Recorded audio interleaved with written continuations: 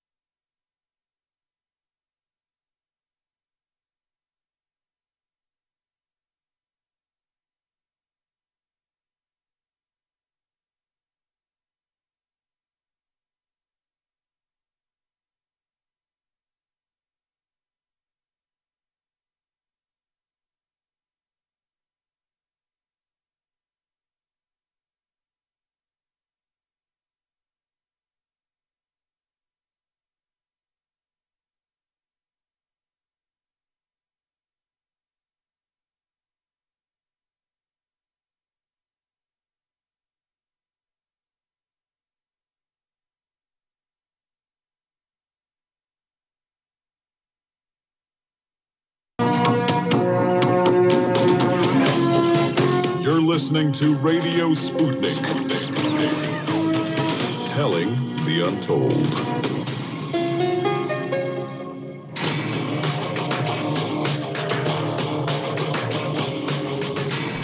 Fault lines.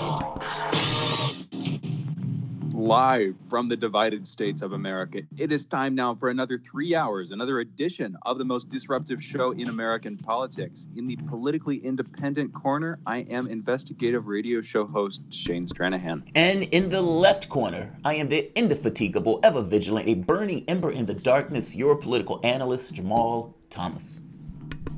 Together, Jamarl and I are Fault Lines with Thomas and Stranahan. All right, we're going to do the headlines, same thing we do at 8 and 9 a.m. Eastern too, so 3 times every show. Up next, though, for the first hour, Jamarl has his monologue. Then after that, we're taking calls. But first, the headlines. Democratic presidential candidate and former Vice President Joe Biden has chosen California Senator Kamala Harris as his running mate in the 2020 election, ending weeks of speculation that he was probably going to choose her after all. Trump responded by releasing a few campaign ads, one earlier in the afternoon going after Slow Joe and Phony Kamala, another a little bit later, about 8 hours ago at this point last night, going after Biden specifically on his history of kind of weird racist remarks. I think those are actually good grounds to go after him on. Anyway, not actually taking sides there, but that was the event. That was the response from the opposition.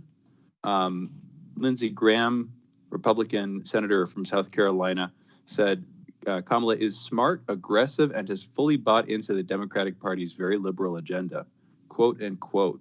So again, that sort of represents the opposition. Harris is the first black woman on a primary party ticket in U.S. history. Our next story, the economy of the United Kingdom is in its largest recession on record since it began making quarterly records in 1955, with the country now stepping into the deepest recession, not only, again, on its records, but of any major economy in the world today.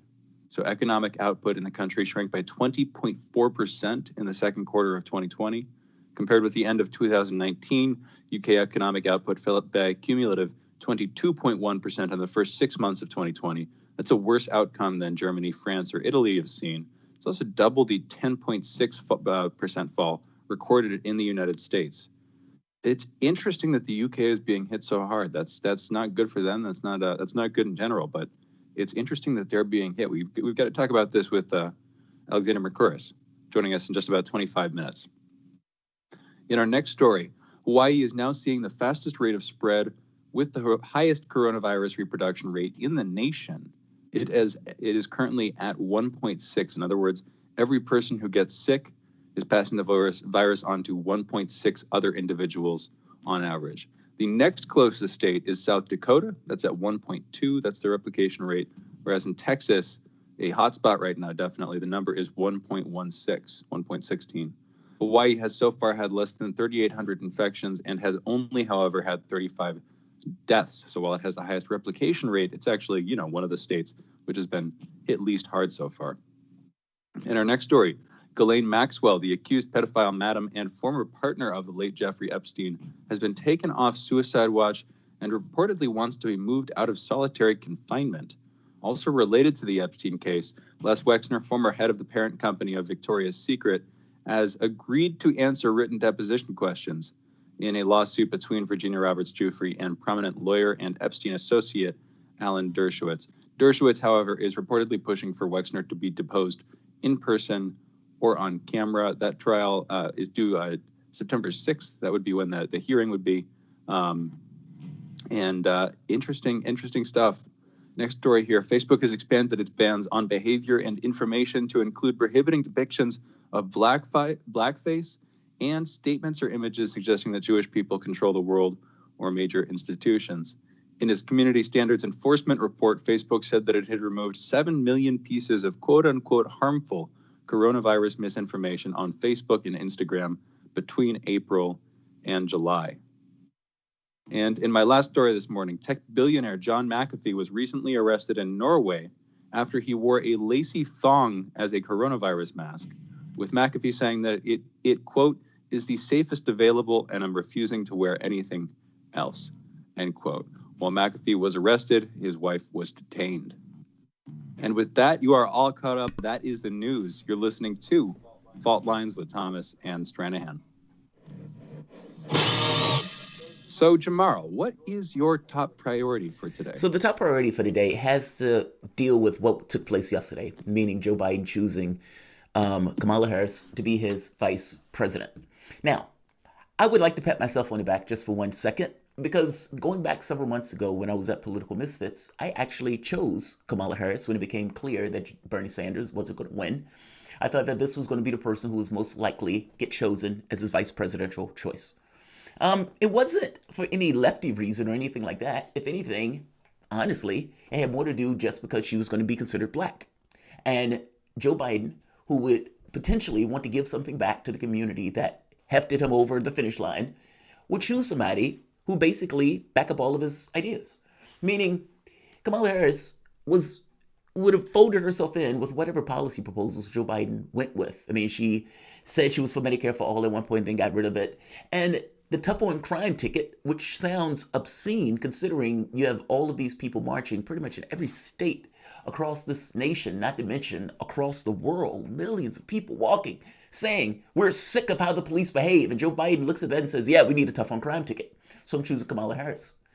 But that wasn't the reason, though. I think this has more to do with I want to throw a bone back without actually throwing a bone back, meaning the triumph of spectacle over actual any level of reality per se. I want to go back to Warren for a moment.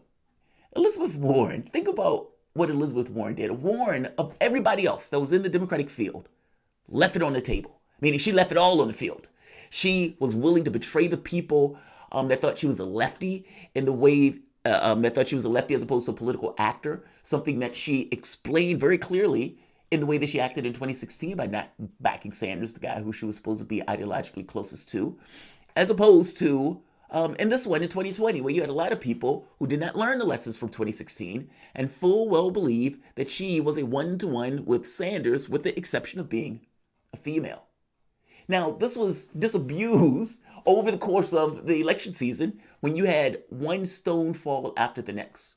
It became clear she wasn't for Medicare for all. It became clear when she started attacking Bernie Sanders where her head actually was. It became clear when she made the sexist allegation.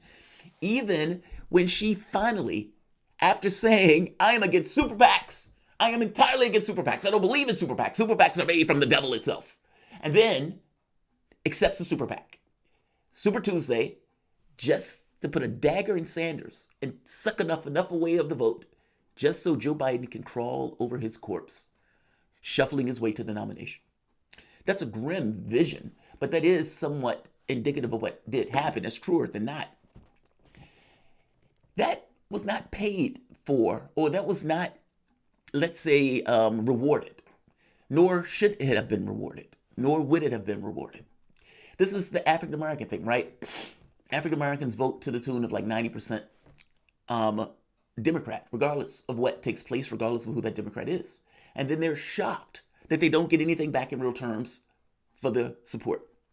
Whether you realize this or not, politics doesn't work that way. Politics works on issues of leverage and what you can push a person to do, not because they want to do it, but because you have a certain degree of something that you're holding on to that can force them and bend them into shape. Desperation is not one of those things. And begging for them to give you some level of support is not one of those things. The left has this horrible tendency to do stuff like this. I mean, the you have nowhere else to go stuff, the blue no matter who stuff. The reason why Elizabeth Warren wasn't the choice, believe it or not, was because Joe Biden didn't believe he had to give you anything. This throwaway of Kamala Harris to the African American community, slightly insulting, by the way, on a few counts, but beyond this more specific point, what does she give you regarding policy? That's all that matters. You had a black president. That black president gave 95% of the income to the top 1%. Didn't bat an eye doing it. That black president threw his body to protect Wall Street while letting homeowners go bust. If you believe that Kamala Harris is something fundamentally different than what Obama was and did in that office, I'm sorry, you've missed the boat somewhere. At the end of the day, Joe Biden chose somebody who was similar to Joe Biden. And he chose somebody who he can hand off to in case that he can't make it through the presidency because of ill age or ill health or whatever else that may come his way. And he will hand it off to Kamala Harris, and people will celebrate that there is a female black president. I'm asking something else. What does it mean regarding policy? And if the policy in and of itself is not benefiting that particular community, then it's a scam. It's a spectacle. Consider for the moment that Kamala Harris laughed and joked about putting people in jail for smoking pot after telling people that she was smoking pot herself. Even the truancy one, where she harassed and terrorized a mom for truancy violations because she was homeless with 2 kids who had difficulty going to school. Again, the problem here is not the kids are going to school. That is a problem, but the lesser problem, the bigger problem is that the mom is homeless. But this was supposed to be this kind of good feeling story that she also giggled her way through. The keeping a man on death row, the having people fighting forest fires, and paying him almost a slave wage or 8 cent minus or 8 cent less or 8 cent plus a slave wage to do it. I guess I'm trying to make the very basic point that choosing Kamala Harris for this particular position in the time and the climate that you are in is basically performative. There's not a reality behind it in the sense that these policies that these guys are going to do are going to greatly benefit this particular community. Joe Biden has already said that not much is going to change. And so, if anything, what he wants to give with this particular pick is a throwaway to the black community. Hey, you guys helped me get in. Here's Kamala Harris. Aren't you guys happy with that? The answer should be no. What you should be happy with are policy changes that manifestly or that materially benefit your life and your circumstances. And anything else is performative. I don't have an issue with a woman of Indian and African descent taking over the vice president spot. I have no issue with that person taking over the presidency. I have no issue with pretty much anybody taking over those spots, with the exception that I have things that I materially want and that are in the best interest of the community and our society. The catch here, though, is as long as you're willing to accept this performative nonsense, then the real stuff never comes to pass. Right now, or let's say yesterday, lefties were feeling themselves because they took a symbolic gesture in a symbolic platform. And I suppose that was the best that they could do. Basically, they voted against the platform because it didn't include Medicare for all. Are you going to vote for Joe Biden and Kamala Harris? And if you are, does it matter that you voted against the platform? This is the kind of point that I'm getting at. It's symbolism. It's spectacle on top of spectacle when the reality of things don't necessarily get discussed or even dealt with. We have the weird situation right now where Brian Swartz from CNBC, Wall Street executives are cheering on the choice of Kamala Harris as Joe Biden's running mate. Sigmund Global told clients moments after the pickup that they should rest easy on the idea of Biden sprinting too far to the left. They raved about her fundraising prowess. Why? Because they know if she's fundraising money extremely well, then she is in communication and in direct contact with those people with those ends, and that is influence. And you didn't need a Kamala Harris to make that very clear. You had a Joe Biden for that. But the fact that Joe Biden would choose a Kamala Harris is indicative of something, and it's not necessarily indicative of some kind of nod to the African-American community. An hour later, Bernie Sanders. Congratulations to Kamala Harris, who will make history as our vice president. She understands what it takes to stand up for the working people, fight for health care for all, and take down the most corrupt administration in history. Let's get to work and win. What's wrong with that statement? Bernie Sanders' statement came an hour after Brian Swartz from CNBC was like, yes, we're going to do great this quarter. Kamala Harris is a great pick for us. And now Sanders and Warren, who are supposed to be the lefties of the group, are now going to have to come out and basically push and argue that Joe Biden is going to be the most progressive president in history. The triumph of spectacle over any level of real substance.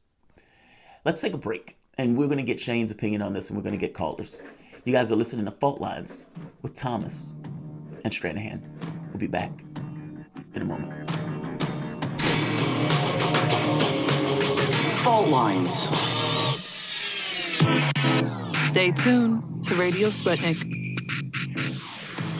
Tune in every Wednesday to Loud and Clear with Brian Becker and John Kiriakou for a regular including weapons, energy, waste, and the future of nuclear technology in the United States with Kevin Camps, the radioactive waste watchdog at the organization Beyond Nuclear. Listen on Wednesdays right here on Radio Sputnik.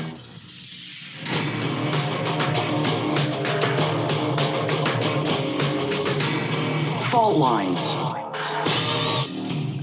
We are back in. We're taking calls. You're listening to Fault Lines with Jamarl Thomas and Shane Stranahan, and you can give us a call at 202-521-1320. Again, 202-521-1320. Oh, you can also listen to us on the radio. I don't know how you're listening to us now, but if you want to listen to us on the radio, you can. We're on in Washington, D.C., 105.5 FM and 1390 AM are the numbers in D.C. In Kansas City, meanwhile, it's 102.9 FM, 104.7 FM, and 1140 AM. Online, you can listen to us. We're on audio platforms such as Spreaker, Stitcher, iHeartRadio, Apple Music, and Spotify. And we're on video platforms like YouTube. Just do a quick search for Fault Lines Radio or Jamarl Thomas. Also on Twitter, we're on Periscope, twitter.com/FaultLinesRadio, and you'll find us there too.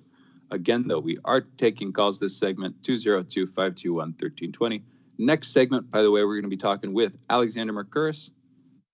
He is the managing editor-in-chief over at theduran.com. We're going to be talking about Russiagate, Strobe Talbot, Cody Shearer, Christopher Steele, also Kamala Harris, Biden's VP pick, of course, Lindsey Graham a little bit. I also want to get into this economic crisis that the UK seems to be entering.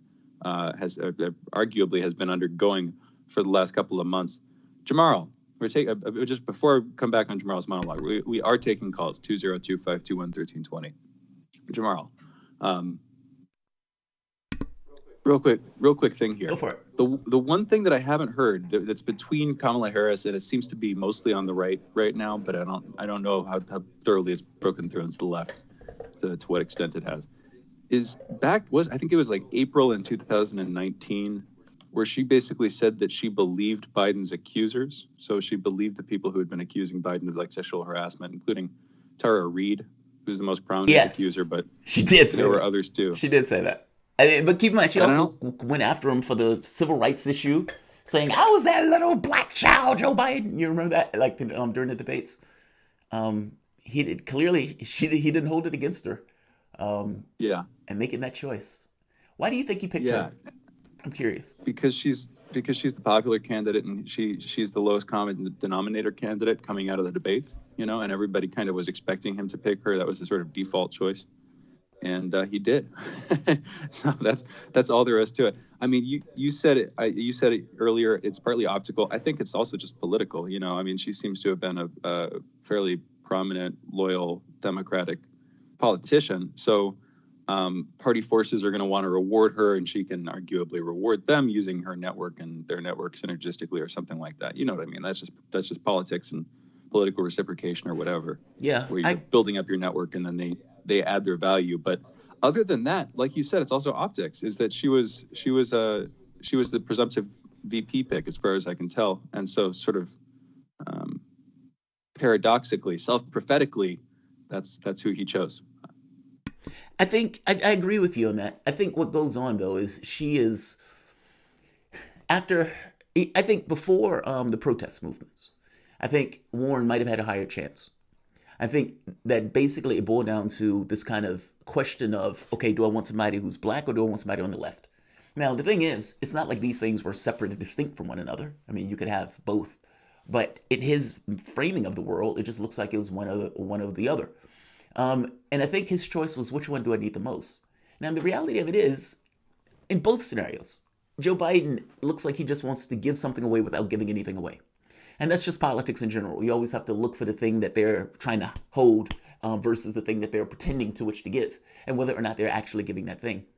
In this very specific instance, choosing somebody who's an African American, for I think a lot of people, that in and of itself is the gift. And I'm saying that is insanity that would be accepted in and of itself as a gift. If you are, if I am looking, when Obama got elected, do you remember Jesse Jackson was crying in the outside of like the Washington Memorial or something or whatever, and he was like crying, like weeping, bawling, and you had all of these people all across the world, or all across the United States especially, who felt that they turned a corner of sorts. Now, part of this was because of Obama's rhetoric. He was screaming hope and change at pretty much every pillar to post, everywhere he get his hands on a mic, and that has this kind of emancipatory language associated with it that makes people feel like we could do something better, this world could be different, et cetera, et cetera. Now, those people were had because those people eventually, probably after the second term, realized, ugh, this was just a Pepsi commercial or whatever. This is just something to get us. That's not there with Harris. I mean, Kamala Harris was a cop, for God's sake, and locking people up, the record that she has on this stuff. And so Joe Biden, I have a hard time believing that he is picking her because of her police bona fides. That just seems weird to me. It seems like she's female, which was something that he explicitly said he was looking for. And in this case, after the protests, what can I give without giving anything? Oh, right, I could choose Kamala Harris. She's going to push forward the policies of the Obamas and the Clinton wing and the, the other neo-libs that's in the party. And so I think for him, it's a gimme. It's easy. Yeah, I think that you drew parallels with Obama there. There's something I want to come back on that to talk about. But we have callers. We have Tarif calling in from New Orleans. We are taking more calls, 202-521-1320. But Tarif, you're on the line. What's going on, Tarif? Good morning, gentlemen. I'd like to say before I get in my comment that the post office do need help. They need to renegotiate the $110 billion because the mail is, slow sometimes, and I don't want them to go away. I want them to survive. Okay. The pick of Kamala Harris when Professor Horn last month got it right. Why they picked her. She's, half African, half Jamaican, half Indian. And the U.S. is now pivoting towards India now to put them in a geopolitical context, especially with Michael Pompeo backing the protests in Hong Kong. Then you have the alliance with the New Zealand, Australia, Britain, Canada, U.S. now, basically to pin China in. Then you have the movement of tech companies such as iPhone, Apple, that's going to start being made in India now, iPhone 11, which is going to be the beginning of them draining China of the manufacturers and bringing them to India instead of the United States. The geopolitical scene is coming alive. I mean, it's starting to show itself. Former Australian word warned that we could face a new Cold War with China or even a hot one, And so by the pick of Kamala Harris, I wasn't surprised about it. It's a reason behind that. And it intends for Biden and Kamala Harris to win. So the best thing is to vote for a peace candidate, vote for Trump, or vote for somebody else. That's all I wanted to say today. I'm going to share those links with y'all, too. That's all. Thanks, Tarif. Yeah, thanks for the call, Tarif. Totally. Yeah, it's an interesting point with using the sort of pincer strategy with India against China. I mean, that makes sense in the long term. That's a large part of why we're continuing to cultivate a relationship with them, other than the fact that they are a pretty prominent and growing economy, and they've got a bunch of people. So just in terms of world population demographics, by having them on our side, we have a lot more of the world population on our side. But another thing here, I'm just going to note this briefly. This isn't exactly a parallel with it, but Microsoft is in talks to buy TikTok. That's a big thing, in politics and economics broadly, in the tech world. And it's just interesting to note that the CEO of Microsoft is an Indian immigrant, is an Indian American business executive born in India. Successful dude, Satya Nadella. So again, it's literally just rhetorical or optical or whatever, but it's just interesting that you're talking about the United States using India to contain China, and literally the current CEO of Microsoft in talks to buy this big Chinese company that we're sort of agitating against is an Indian immigrant. Just an interesting thing. Again, if I'm not mistaken, though, a third of Okay, that's it. No, it's almost half. Almost half of Fortune 500 companies were founded by immigrants. Yes. Yeah, totally. Yeah, no, I'm literally not pushing back against it in any way. Broadly, I'm in favor of like immigration and Oh no, I didn't take it that way. intelligent No, I people didn't take it starting that way. things and stuff. Starting No, things. I didn't take it Yeah. that way. You're just saying it's odd that the Microsoft guy was Indian. I was just trying to make one No, it's more just this comment parallel. than I It's just people that. realize. Yeah, no, it's just this parallel. It's just that he's, Indian CEO buying a Chinese tech company to protect U.S. interests. It kind of fits with what Sarif was saying about the U.S. using India as a restraining force in the relationship with China. Now the thing is, I'm not necessarily shocked by that. If the United States is looking for a partner to cow the region, which they are, and I don't necessarily, if they would have chose Elizabeth Warren or any random person, Susan Rice for that matter, I still think they would have been able to have the political clout and the chops to engage with India.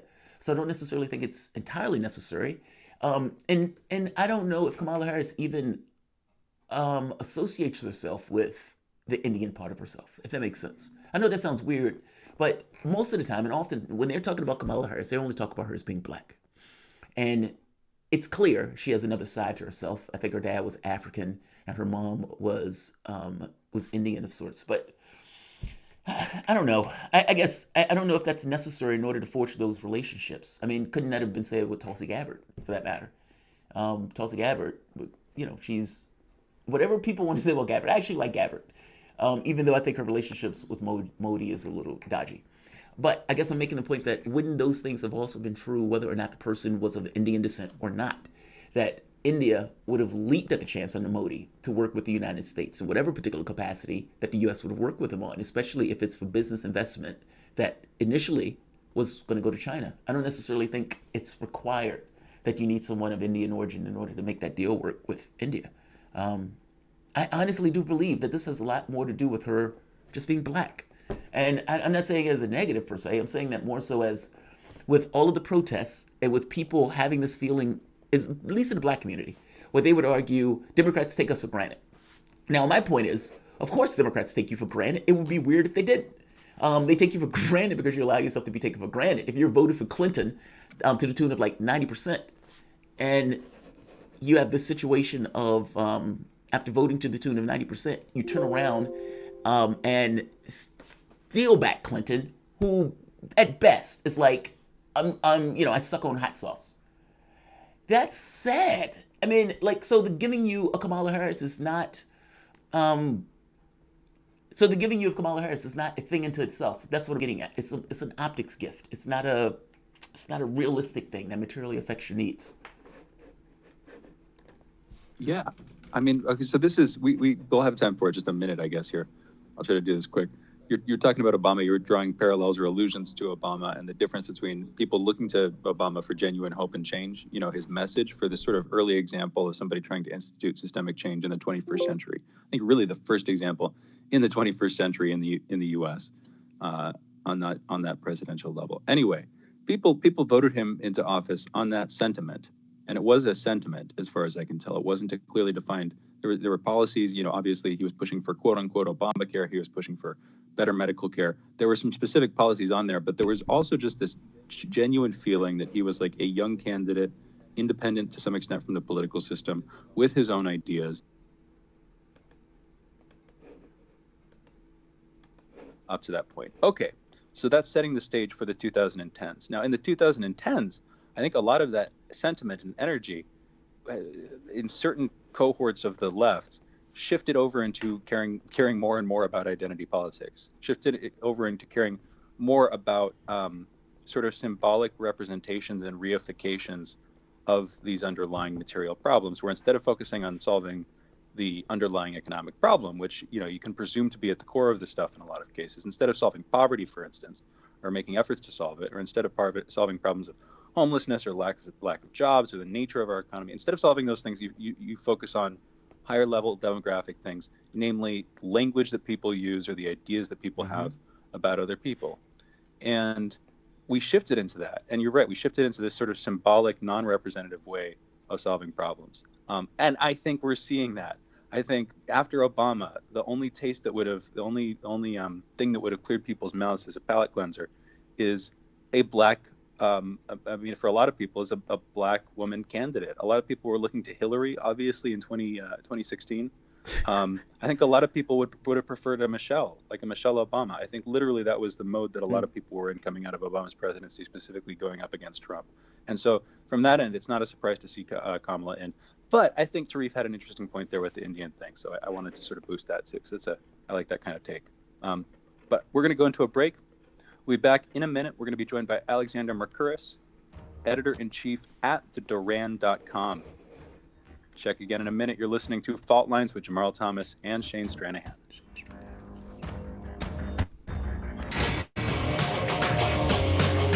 Fault lines. You're listening to Radio Sputnik. Are you bored? Are you lonely? Do you need a hug? Well, we can't give you that, but we can keep you up to date on Radio Sputnik.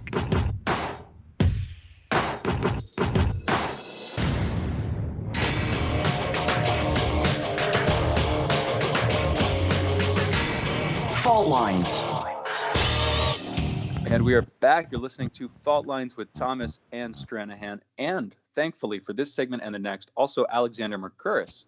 He's the editor-in-chief at theduran.com. Alexander, how are you doing this morning? I'm very well and very pleased to be on your show. Delighted to be on it. Thank you. We're delighted to have you. So we have a sort of fully packed slate in terms of the topics we want to talk about today. We're planning on covering Russiagate, Strobe Talbot, Cody Shearer, Christopher Steele. That was the original plan. That still is in our first segment. I want to get to something real quick, though. Earlier this morning, we were going over headlines. The UK has entered a pretty steep quarterly recession where the numbers are, as far as I can tell, the worst on record and the worst of any major economy. So I just wanted to briefly sort of get into that or address that. How is that? You live in the UK, you live in England.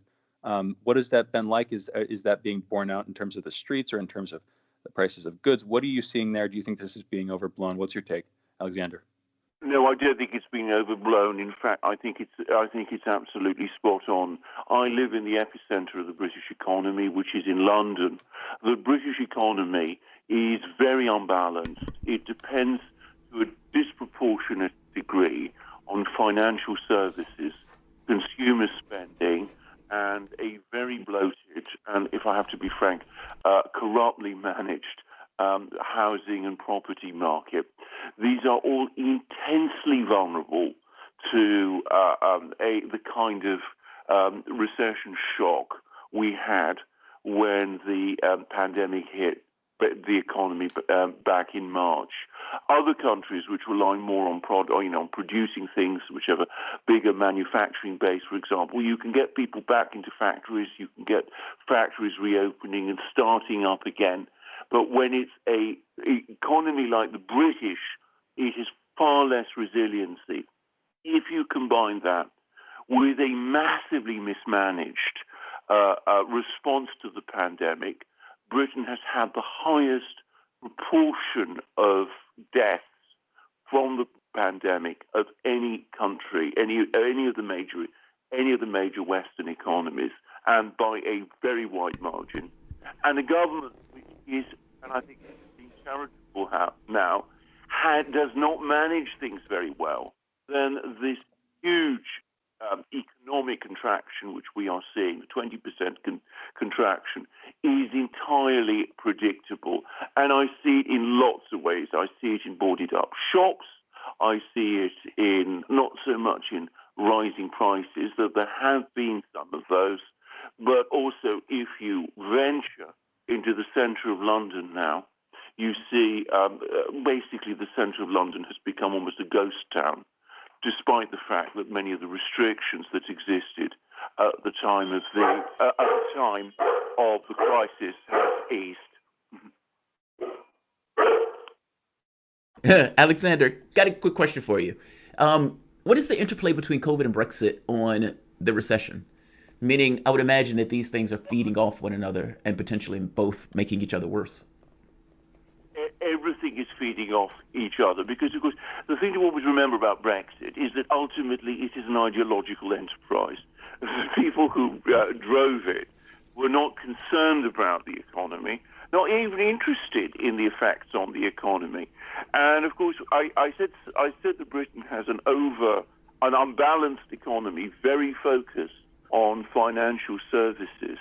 One of the reasons for that is that Britain's financial services industries have been very much based upon making Britain the major financial centre of Europe and of the European Union. If we're leaving the European Union, then that, of course, by definition, ends. So there is that. There is also the massive disruption to the supply chains coming on top.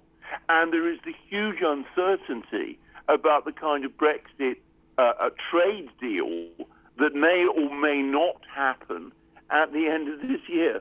So we're looking at lots of things coming together all at the same time in very problematic and very difficult ways, and they're all having a very depressive effect on the economy. What about labor?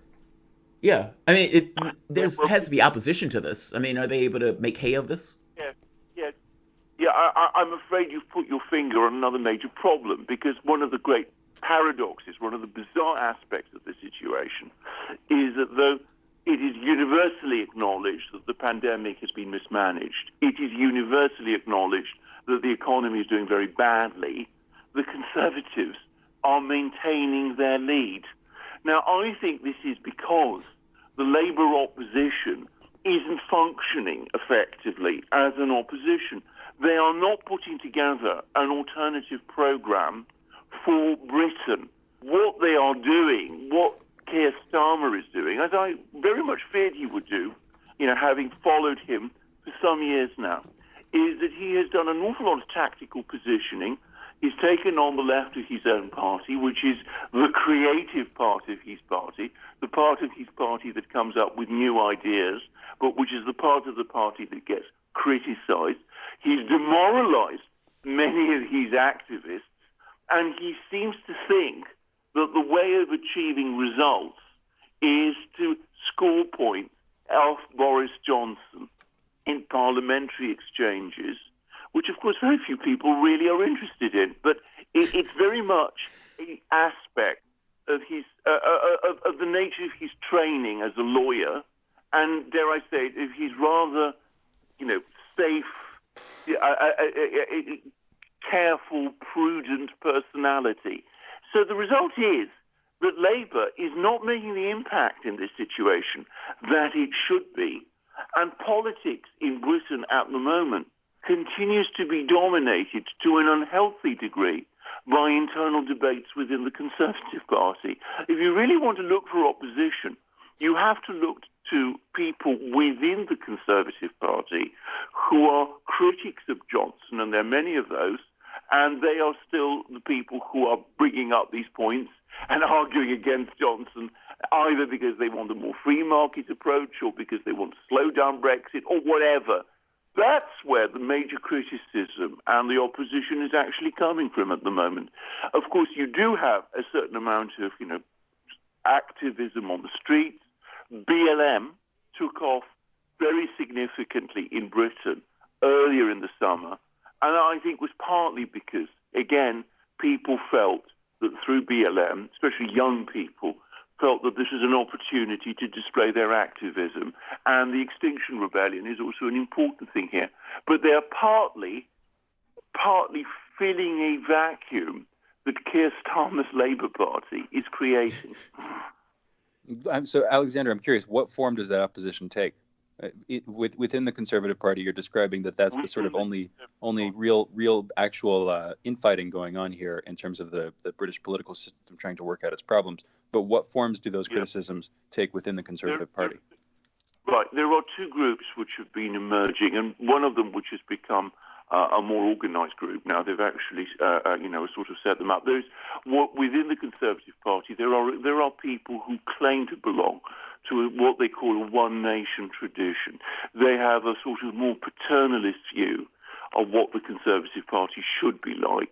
They are, I suppose, the closest analogy to what you would have in the United States would be Rockefeller Republicans of a certain period. In other words, they want a more they want to sort of row back on commitment to free markets. They want a more interventionist state. There also tends to be people who want to push for closer links with the European Union. It's interesting to see how this group has now become reorganized. And after seeming to have been defeated badly in 2019, they've now just set up an organization. As many as 100 Conservative MPs have joined it, and they're an important faction within the Conservative Party. The other side is the very hardline, anti-Europe, free market people who are very mistrustful of any action to intervene in the economy, who regard, and they're quite open about this, the whole pandemic situation is exaggerated. They don't want to see restrictions placed on businesses. They don't really believe in lockdowns. They're skeptical about people wearing face masks at the same time. And always, I find a little paradoxically, they take a very strong law and order position. You're very familiar with that kind of view, I think, in the United States. Unfortunately. There are people yeah. like that here. And those people, by the way, also want Britain to align even more closely with the United States than it has done.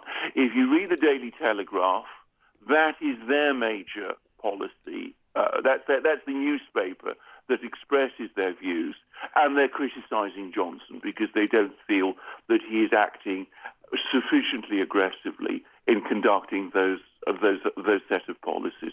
So you do see that within the party. Mm.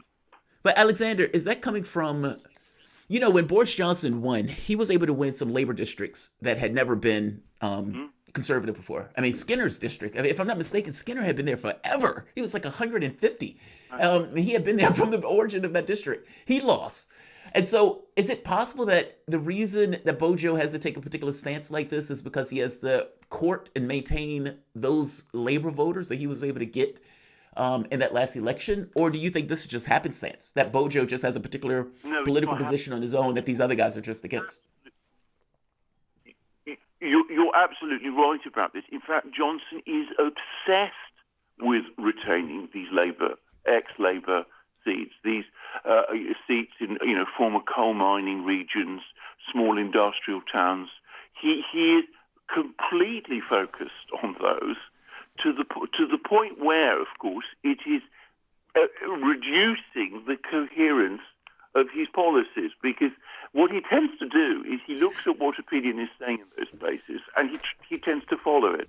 So on the lockdown, the lockdown was very popular in these areas. Working class people took the pandemic very seriously. They take spending on the health service very seriously. So Johnson prioritizes that, which of course antagonizes his right wing. At the same time, the people in those areas, they're very strong Brexit. They are social conservatives in the same sense that you would find in the United States. So he tends to take a social conservative, very strong pro-Brexit position, and a very strong anti-immigration position, which annoys the more liberal Tories, and also, importantly, annoys a lot of the business community, which wants a more open economy, one which will allow people to come to Britain, to work here, to involve itself, to see Britain as a sort of global player. So it is this desire by Johnson to keep those 50 seats that he won from Labour in the election, basically on the Brexit issue. That is part of the reason why his policy and his government lacks coherence. There have been some interesting articles in the media at the moment which say that Britain doesn't at the moment actually have a government as such. What it has is a permanent campaigning machine, because that's what it's doing. It's looking at every little sort of shift in the opinion polls, especially in these areas, and is trying either to preempt it or adjust to it. Thank All right, you. let's take That a is the break. voice of Alexander Mercouris. He's the editor-in-chief at theduran.com. By the way, real quick, you can check out the Duran at theduran.com. That's spelled THEDURAN.com. You can also follow the Duran on Twitter at theduran_com. So it's like you're going to the website, except instead of a period, it's an underscore, and it's a Twitter handle too. We'll be back with Alexander in just a minute. You're listening to Fault Lines with Thomas and Stranahan.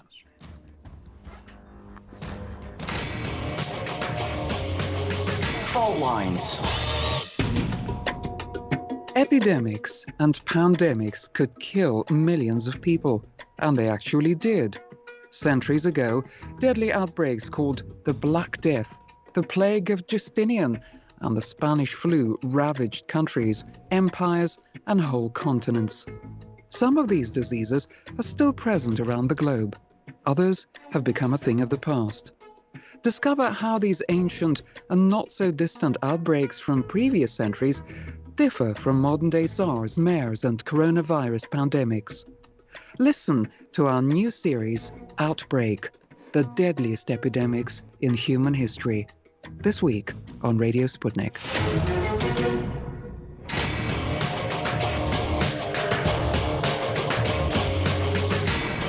Fault lines. Welcome back to Fault Lines. My name is Jamarl Thomas. I'm here with my co-host, Shane Stranahan.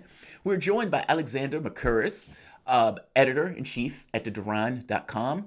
We've been having a conversation about the UK. UK is one of my guilty pleasures in regards to discussing. I followed the UK politics for like almost a decade now, and I'm always enamored by it because you guys are like our darker brother, or we're your darker brother of sorts. It's like the politics is just a tick to the right in the United States compared to what the UK is. But the reason why I often bring that up is because I like to tell or try to warn the UK about don't allow your country to go down a particular path where you start losing things that you value. NHS, for example.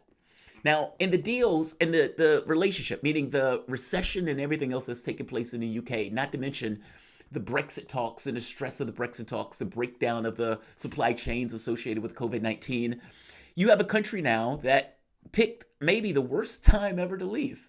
And it seems like the NHS is going to be leveraged in the balance in doing so, especially if you guys want to get some kind of deal with the European Union. It seems like there's some kind of balance between the United States and the European Union in regards to how Boris Johnson is trying to maintain and get some kind of equitable deal. The NHS is on the chopping block, correct? Yes, I think it is. And I think this is actually something that a lot of British people haven't yet grasped. Of course, what happened during the election, we were talking in an earlier segment about Boris Johnson's concern to keep his 50 Labour seats that he won. There, of course, amongst the people who voted there, who were former Labour voters, they care about the NHS hugely. For them, it is extremely important. You only, however, have to read conservative newspapers of a more right-wing persuasion to see that people there don't like the NHS at all. And not only do they not like the NHS, they want, of course, the NHS very much. They see it very much as a bargaining tool for the to move Britain towards a more US orientation. And they are actually, I think there's no question about this, they want the United States to insist upon Britain putting the NHS on the block, if you like, so that they can achieve that ideological and policy objective in Britain also. So, yes, the pressure's coming externally from the US. It's also coming internally from some powerful people in Britain. They may not be very representative of the British population, but they are a very influential part of the British political establishment. So I would say personally that the NHS has never been in greater peril because despite all I said about the 50 seats and the importance of them to Boris Johnson, ultimately he came to power as Prime Minister and as leader of the Conservative Party because of the support of these right-wing, pro-American, anti-NHS hardliners. They made him Prime Minister, and he has to appease them. He can't afford to antagonize them. And when the chips are down, he will go with them. So in a negotiation with Donald Trump or indeed Joe Biden, whoever it is that he'll be negotiating with, if they say, well, we need to reform the NHS, people always talk about reform, introduce insurance mechanisms into it. In other words, the kind of systems that you have in the United States. You can't, in the end, rely on Johnson to resist that. Wow. Alexander, quick question here, turning to the U.S., but looking at it from the perspective of the U.K. for a second. With Biden, so he just picked Kamala Harris as his running mate. Just briefly, you were talking about the U.K. negotiating with Trump, dealing with Trump, specifically Johnson's relationship with Trump. How do you think that would change with a Biden presidency if he were to be elected? It's very difficult for me to say because, again, the kind of presidency that a Biden president would be more difficult. But I think the British political establishment, apart perhaps from Johnson himself, Johnson has a strange relationship with Trump, but I think the British political establishment will welcome a Biden presidency, and they would think, I think wrongly, that they would find a more willing ear from a Biden administration than they would from a Trump administration. I am deeply skeptical of this because if we're talking about the NHS, that, of course, is not an NHS-type policy, is not the policy of the DNC, the people, it seems to me, who would dominate a Biden presidency. And I think a Biden presidency would still be very much dominated by the same corporatist forces in the United States that, to be frank, dominate the Trump presidency. And they would have their particular agendas with Britain. And I think that the negotiations would be very much the same. Alexander, actually, a quick question here. This is probably going to be a retread for both of you guys. But for those of us, including myself, who aren't as familiar with the history of the NHS specifically, why is the U.S.'s influence or opinion, other than its obviously substantial role in the world and its substantial alliance historically with the UK, why has the U.S.'s opinion or its stance on the NHS, why is its contribution to the United Kingdom's policies, why is that such a big deal with the national health services in the UK? Yes, Britain has always had this choice since the end of the Second World War. Does it conceive of itself as a European country? And of course, European countries, not all of them have systems like the NHS, but in every European country, they have what you would call a social democratic type NHS system. It might be insurance-based, as it is in Germany. It might be a system much more like the NHS as you have in Spain or France. But that's the style of health service in Europe. And of course, Europeans tend to have much more interventionist economic policies. So is Britain a country like that? Or is it a country like the United States? Is it part of a great Anglosphere, a place where free markets rule, where individual rights supposedly take precedence, and where governments don't intervene in health options? Now, there's always been this division in Britain. Now, when Britain chose to leave the European Union, there was, for some people in Britain, that was seen as a decision to go back to the English-speaking Anglosphere, which means joining up with the United States. You hear some people say in Britain that the Atlantic is narrower for the British than the Channel. The Channel, which separates us from Europe, is a major cultural gulf. The Atlantic, on the contrary, is not, because the United States is this other great English-speaking nation. Language, by the way, which Churchill made very common. The other thing, of course, is there is a very simple point of economics. Britain has to trade, and its major trading partners are Europe or the United States, or Europe and the United States. The British have made a complete mess of their relations with Europe. So the question is, if you have trade with someone, You can't trade with the Europeans to the same extent that you could before Brexit. What do? You turn to the United States. So you have this ideological pull to the United States on the part of some people. You have an economic pull to the United States also because of the way Brexit has worked out.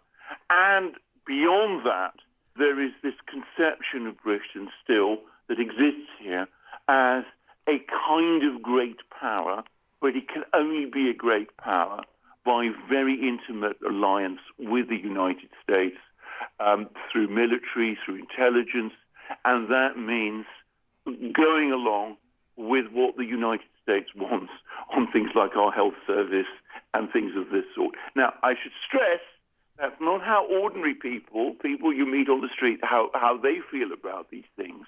But if you're talking about the elite in Westminster, they worry about these matters very much.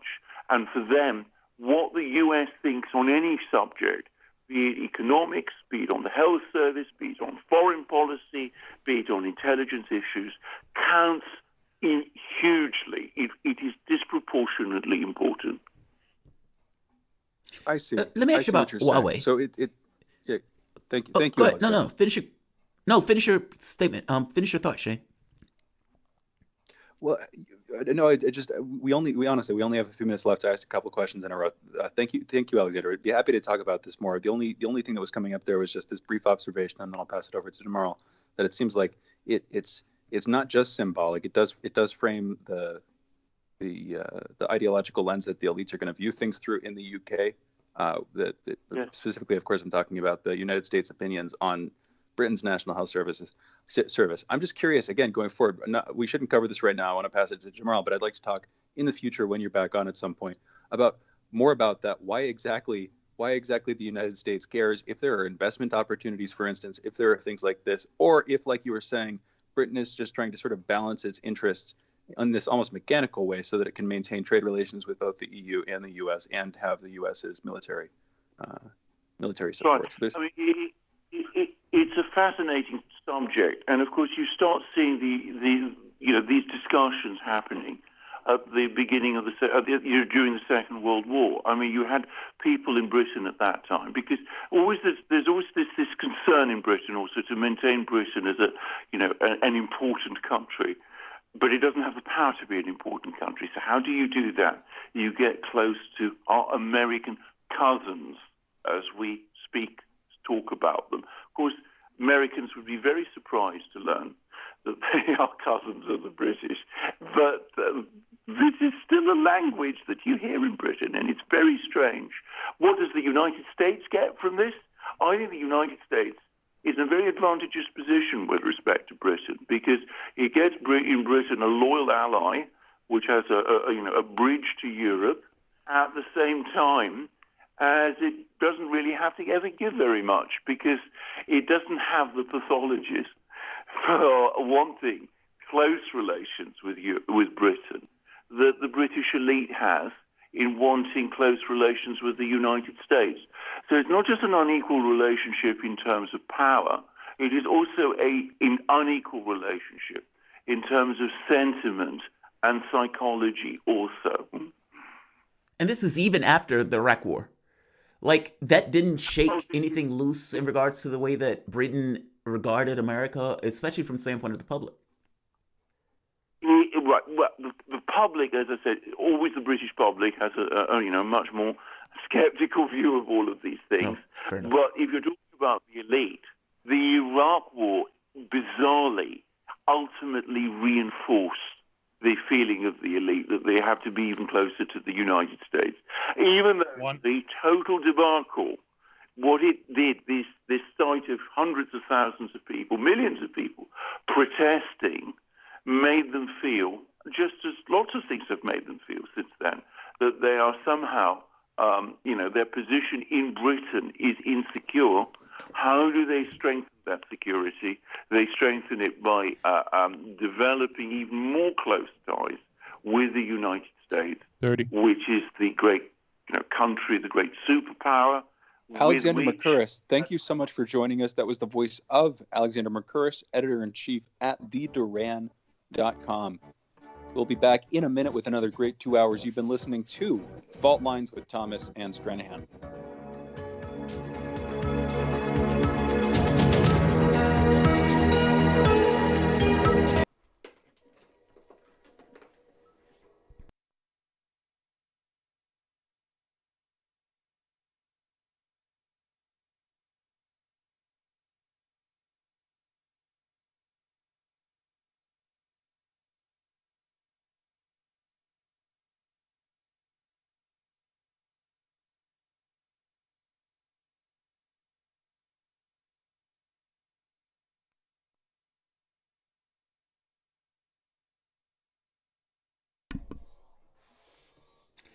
Live from the divided states of America, welcome to your daily inoculation for propaganda. In the left corner, I am the indefatigable, ever vigilant, the last antibody to a sick and seizing political system, your political analyst, Jamarl Thomas. And in the politically independent corner, I am your investigative radio show host, Shane Stranahan. And you all are listening to Fault Lines with Thomas and Stranahan. All right, let's get to the top headlines in the news. Democratic presidential candidate and former Vice President Joe Biden has chosen California Senator Kamala Harris as his running mate in the 2020 election, ending weeks of speculation that he was probably going to choose her after all. Trump responded by releasing a campaign ad in the afternoon going after quote-unquote Slow Joe and quote-unquote phony Kamala. Republican Senator Lindsey Graham of South Carolina, meanwhile, said that Kamala Harris is smart, aggressive, and has fully bought into the Democratic Party's very liberal agenda. Harris is the first black woman on a primary ticket in the United States. The economy of the UK is now in the largest recession on record since it began making quarterly records in 1955, with the country now stepping into the darkest or deepest recession of any major economy in the world today. Economic output shrank by 20.4% in the second quarter of 2020. Compared with the end of 2019, UK economic output fell by a cumulative of 22.1% in the first 6 months of 2020, a worse outcome than Germany, France, and Italy, and double the 10.6% fall recorded in the United States. Wow. Hawaii now seeing the fastest rate of spread with the highest coronavirus reproduction rate in the nation at 1.6. In other words, every person who gets sick is passing the virus on to 1.6 other individuals on average. The next closest state is South Dakota with 1.2. In Texas, the number is 1.16. Hawaii has so far had less than 3,800 infections and only 35 deaths. Ghislaine Maxwell, the accused pedophile madam and former partner of the late Jeffrey Epstein, has been taken off suicide watch and reportedly wants to be moved out of solitary confinement. Also in the Epstein case, Les Wexner, former head of the parent company of Victoria's Secrets, has agreed to answer written deposition questions in a lawsuit between Virginia Roberts Giuffre and prominent lawyer and Epstein associate Alan Dershowitz, although Dershowitz is reportedly pushing for Wexner to be deposed in person or on camera. Facebook has expanded its ban on behavior and information to include prohibiting depictions of blackface in statements or images suggesting that Jewish people control the world or major institutions, and its community standards enforcement reports Facebook said it has removed 7 million pieces of quote-unquote harmful coronavirus misinformation on Facebook and Instagram between April and July. Tech billionaire John McAfee was recently arrested in Norway after he wore a lacy thong as a coronavirus mask, with McAfee saying, "It is the safest available and I'm refusing to wear anything else." While McAfee was arrested, his wife was detained. Last, I want to give a shout out to Ilhan Omar, who was able to push back her challenger in order to retain her seat. So shout out to you, another member of the squad. You guys are all caught up. That is the news. You're listening to Fault Lines with Thomas and Stranahan. So the billionaire one is funny, but I'm not going to bite on that one. That has a tendency to go in a weird place. But Trump attacking Kamala Harris right off the bat. I was watching some of the videos where him, I think it was the other gentleman, his vice president, Mike Pence, They were going after them whole hog at one of the press conferences. And at this point, they've ripped the chains off, and their thought is, we're going to go after both of them. Now, the catch becomes, is it going to be substantial? I don't necessarily know if Donald Trump gets bang off of the buck off of Slow Joe, or for that matter, phony Kamala. But we have to see how the campaigns emerge. What it does seem like they're trying to do, though, is try to paint them as lefties. Like just basically trying to say that Joe Biden is being controlled by the left. And because he's being controlled by the left, that the radical agenda of the left is going to be espoused through Joe Biden. This is nonsense. I wish Joe Biden was being controlled by the left. I wish Kamala Harris was being controlled by the left. You only have to look at the Wall Street papers and figure out how people on Wall Street are regarding Kamala Harris and Joe Biden winning this race. They are over the moon, which makes me think they are not being controlled by the left. I don't have great feelings about this.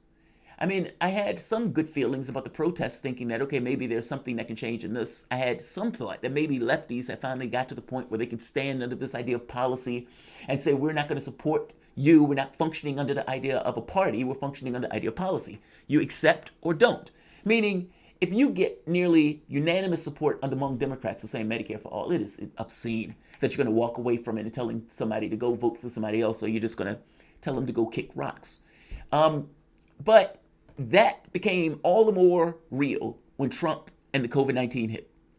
Meaning, it's one thing for you to have an opponent who you can use to push up against, to say, look, you're going to lose if you don't do X or you don't do Y. You're basically using what you have as leverage in the political space to try to push the person who won into taking over or adopting policies that you were in line with. Now, that becomes a problem, however, when you have, 165,000 people dead, people blaming Trump, and you have crisis where people are protesting and marching. That's different, because at that point, Joe Biden doesn't believe he's going to lose, at which point he can tell you to go kick rocks. And that's basically what we've had in this primary season. If it had gotten to a point where it looked like Trump could hold it, Trump could, look like he was winning, looking like the polling was close, if there was something that you could point to, then as a lefty, you could position or make this argument that you're going to lose without our support. And you could hold them to that, and that has some level of political accountability with you being out of the political structure and you saying, I'm going to support or not support based on what you do. This is the worst scenario. This is Joe Biden shuffling across the finish line. This is 70% of Democrats voting for him just because of who he's not. That's a bunch of lefties who've just said, okay, fine, I'll vote for you. I don't care who's, I'll just, you got my vote regardless. Which basically means that anything you want from the standpoint of the public goes away, even in this particular time of crisis. How do you view this, Shane? You're an independent. I mean, I don't consider myself an independent. I guess I consider myself a lefty, but that's not a really political party thing. That's more of just where you fall on the political spectrum. How do you view this? What's from your perspective when you look at this stuff? And however long you've been following politics, you've been doing fault lines for a while, and you could see the political actors, you've covered the stories and everything else. From your perspective, what's the way out? And I know that's a grand, unfair, expansive question to ask on the radio, but sometimes, depending upon where that person functions, you get interesting responses. Like if I ask a software engineer that question versus a political actor versus a lawyer versus somebody, you get different responses. I'm curious from where you come from and your political designation. How do you get out of that? I don't think you do. I don't think any one person can get out of it. I think the reasonable question you can ask a person is how they can get themselves out of the situation they're in. And sometimes that situation does, itself encapsulate the entire political context, in which case they've got larger questions they need to figure out. So anyway, for me, it's, I personally want to get out by buying property, building it up, and having some true independence, some true self-sufficiency that way. I think that's a deeply, in a weird way, a deeply American thing, but also just a deeply human thing, more deeply human than it is deeply American, to go find land and then develop it so that you're safe on it and you have something to support your family and your friends and you have that true sort of basin of stability. But that's not what you were asking. You were talking, of course, just about the political context. And I think the problem is you can't ask a single person in a political society how they're going to solve the problems of that society, because the presumption there is there's going to be this longer deliberative process that no one person should have control over. And like, there are all these questions about how not just materially how you're supposed to respond to the conditions of the society as they stand right now, but also if you want to grow your society, if you want to expand it in different ways, and if you're going to be a part of that, there's this open-endedness to what that society is going to look like, where I don't want to preempt somebody else by acting as a whole person. But I'll get down to what you're actually talking about here for a second. You're obviously talking about all of this is Kamala what I'm Harris, talking about. I mean, I don't, wait. I think all of this is what I'm talking about. Like, that's why I asked you per se, because I'm looking at this from the standpoint of ask 20 people that question and you may get 20 different answers. And it may come from where they worked, it may come from their experiences growing up, it may even come from just their experiences of working in a job in and of itself and the way they look at the world. For me, I look at it as a software engineer, as a chess player. And, sometimes that takes me to brutal ends in regards to try to get something accomplished. But that's my framing of the world. That's my workable point of view in regards to trying to figure out how to work through things. But if your point of view is basically, look, this needs to be more local. And part of the problem that we have is that a lot of these things have been federalized as opposed to having it to be of a more local thing. Then that is an answer. I mean, that's true. Although I didn't say that there, but no, that is true. I also do hold to that. My take really is just if you're going to ask any one person how they're going to solve the problems, the most important problems they should solve probably are their own. And I think specifically there is this thing. I'll put it like this: millennials are supposed to be the generation that doesn't own property. So you see the rise of the quote unquote sharing economy or the gig economy or whatever you want to call it, where property is sort of distributed, its ownership is distributed among a large number of people, and just the fact that wages have continued to stagnate while prices of goods have continued to rise disproportionately, and things don't seem to be getting better. Anyway, there's this sort of idea that millennials won't own property. I think people should push back on that. I'm technically in the age range of a millennial, so it's my framing or whatever. But I think we should push to own property. I think that it's outrageous that we should all be supposedly cogs within some larger system where you have to continue to work a 9-to-5 job in order to make enough money to buy enough food, to buy a house over your head, to a roof over your head, just to stay alive. That stuff's ridiculous. I think that there's so much land. There's so much land that it's not that hard to develop. It doesn't cost that much. That might be my weird personal take, but I'm throwing that in there too. I don't think the that's a weird localism personal stuff take at is all. Also true. I don't think that's any different than me saying the idea power, like solar power for that matter. The moment that you develop a technology where you can remove a house from being dependent upon a grid, then you should do it. Like the idea that you're chaining people to $100, $200 a month, when if you put solar power on the house and put a battery to it and have that as just a basic installation, even if the government pays for it, I don't care.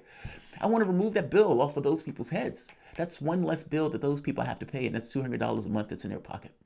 That's what I consider to be freedom, personally, when you try to find these things that people need to live and to exist, and try to remove the tangles that have you completely dependent upon somebody else for those people to have those things. And I know you can't do it all the way around, meaning, food production, you're not going to have a farm per se, even though you might have chickens out the back. And there are going to be certain things that you have to buy and purchase, or for that matter, get from a larger body.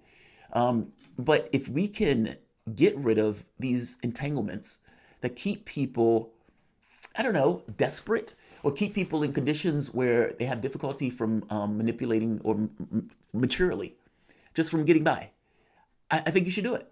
This gets to the point where you're saying the young shouldn't own land. It's like, why not? You have all sorts of amounts of land. Why shouldn't the young own land?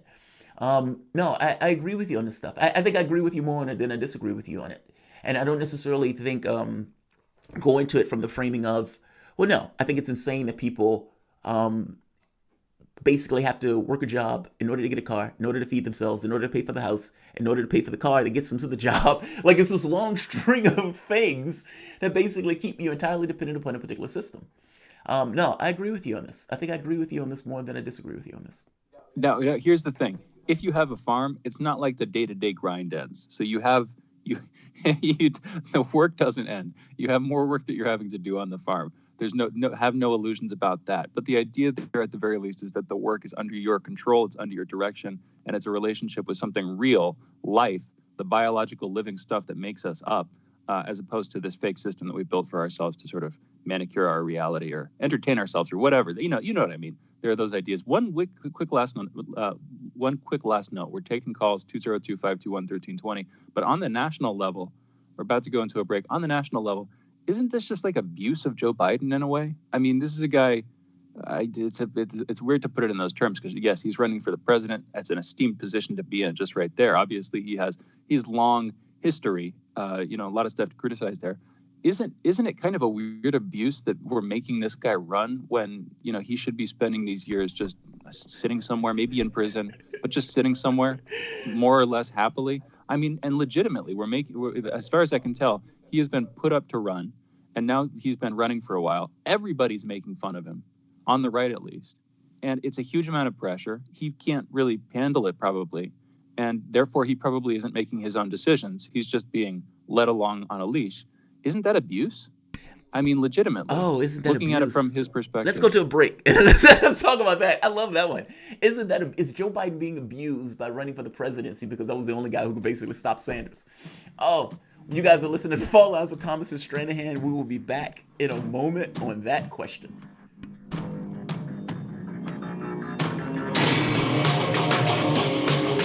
Fault Lines. Want to talk? Get in touch with us at radio@sputniknews.com.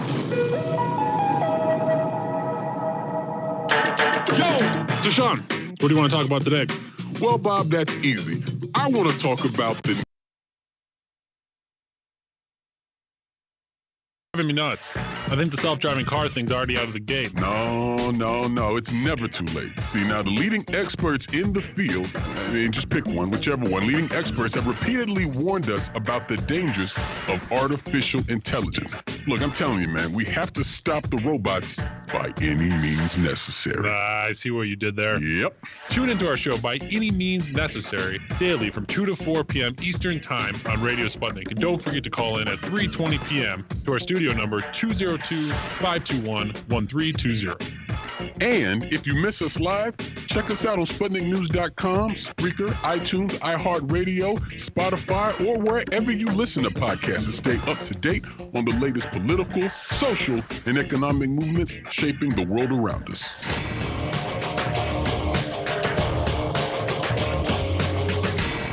Fault Lines.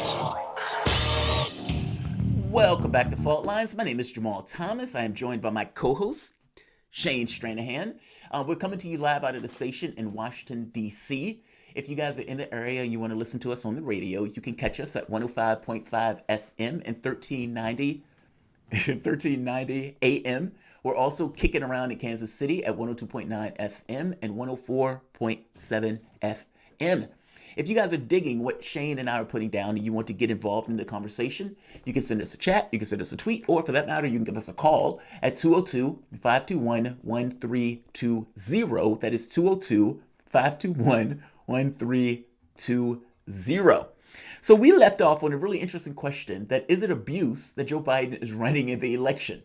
I'm going to say no to this. And I'm only going to say no to this because this is what Joe Biden wants. I think Joe Biden looks at the presidency as a job in the same way that you and I would look at a raise or as a promotion in a company as something. I think he looks at the presidency in similar terms.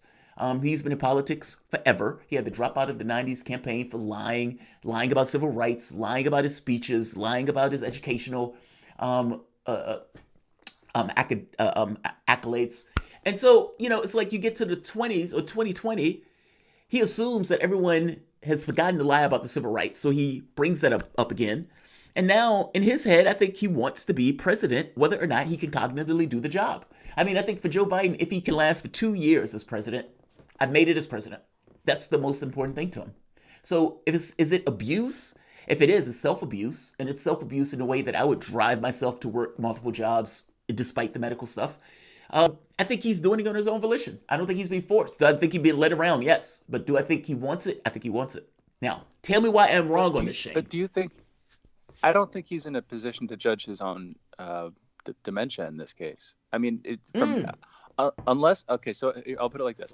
Unless there's some genetic condition or weird thing that explains away all of the gas, all of the stumbling, all of the mumbling, just all of the slowness that is uncharacteristic of him historically, all that stuff, all of the recent stuff.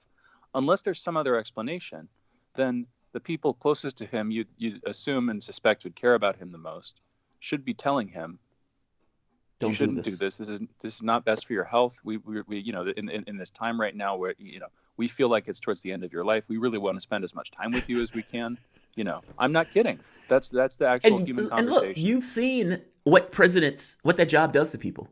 I mean, you saw Bush, You saw Obama. Go look at what Bush looked like before he took that job and after. And look at what Obama looked like when he took that job and after. It looked like it put 30 years on him within the course of, 8? And what people comment with Trump is that he looks fine. You know? He looks fine. Isn't that weird? He looks fine. He's gained weight. Don't misunderstand me. But I didn't understand how Trump made it out of this without the damage. No, and maybe he's lying. gained weight, but who hasn't? It's COVID, man. Is that what it is? No, just kidding. Yeah, the Trump thing is weird to me because every president up until Trump aged heavily. And maybe what it is, Trump is giving other people his responsibilities. And so it's not on his shoulders, like talking about. Like if you were president on automatic, doesn't dig in you that much. You would think that many people hating you would, but maybe if you don't care about it, maybe not. This is a true blood issue. This is the true blood issue. This is like the trolley problem. If Bill Compton, I don't know if you watch True Blood. My wife hates it, but I love the issue. Bill Compton was one of my favorite people in all of movies. Bill Compton was basically a vampire. He was from the deep, deep South, so he has this heavy, heavy Georgian accent. I think he's British in real life. And he loved Sookie to an extent where he would murder 100 people to keep her safe. Now, I did watch, by the way. I did watch the first couple. Oh, of you seasons. do like? I'm not up to speed. Thank you. Don't plot spoil, but I've watched the first maybe. Oh, I got the plot spoiled. The last episode of True Blood. Last episode. No. Bill Compton has a disease. He has a vampire disease. And this vampire disease is eating away at him to the point where he is becoming, his abilities are gone away, like his strength, his agility, all of that stuff. She even can start reading his mind, which gets across how weak he's gotten. They find a cure. Eric takes the cure. They give it to Bill. Bill is like, I don't want to take it. And they're like, what are you talking about, Bill? What do you mean you don't want to take it? He says, no, I need to die to let Sookie live a good life. Now, I am screaming at the television. He is not in good health.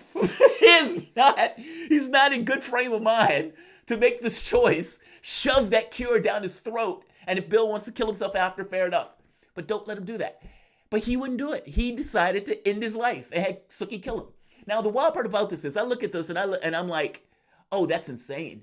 How? If you had a person who was suffering from depression, from illness, do you allow the person to off themselves? Now, the reason why I'm bringing this up is because the argument for Joe Biden is basically Joe Biden is not in a position to choose what is in his best interest right now. I don't agree with that. I think Joe Biden is in a position to choose what is in his best interest, even if it kills him. But I think we're getting to some of a similar question. At what point is it no longer the individual's responsibility to do something? And is loss of life enough in and of itself to remove point of view from that person?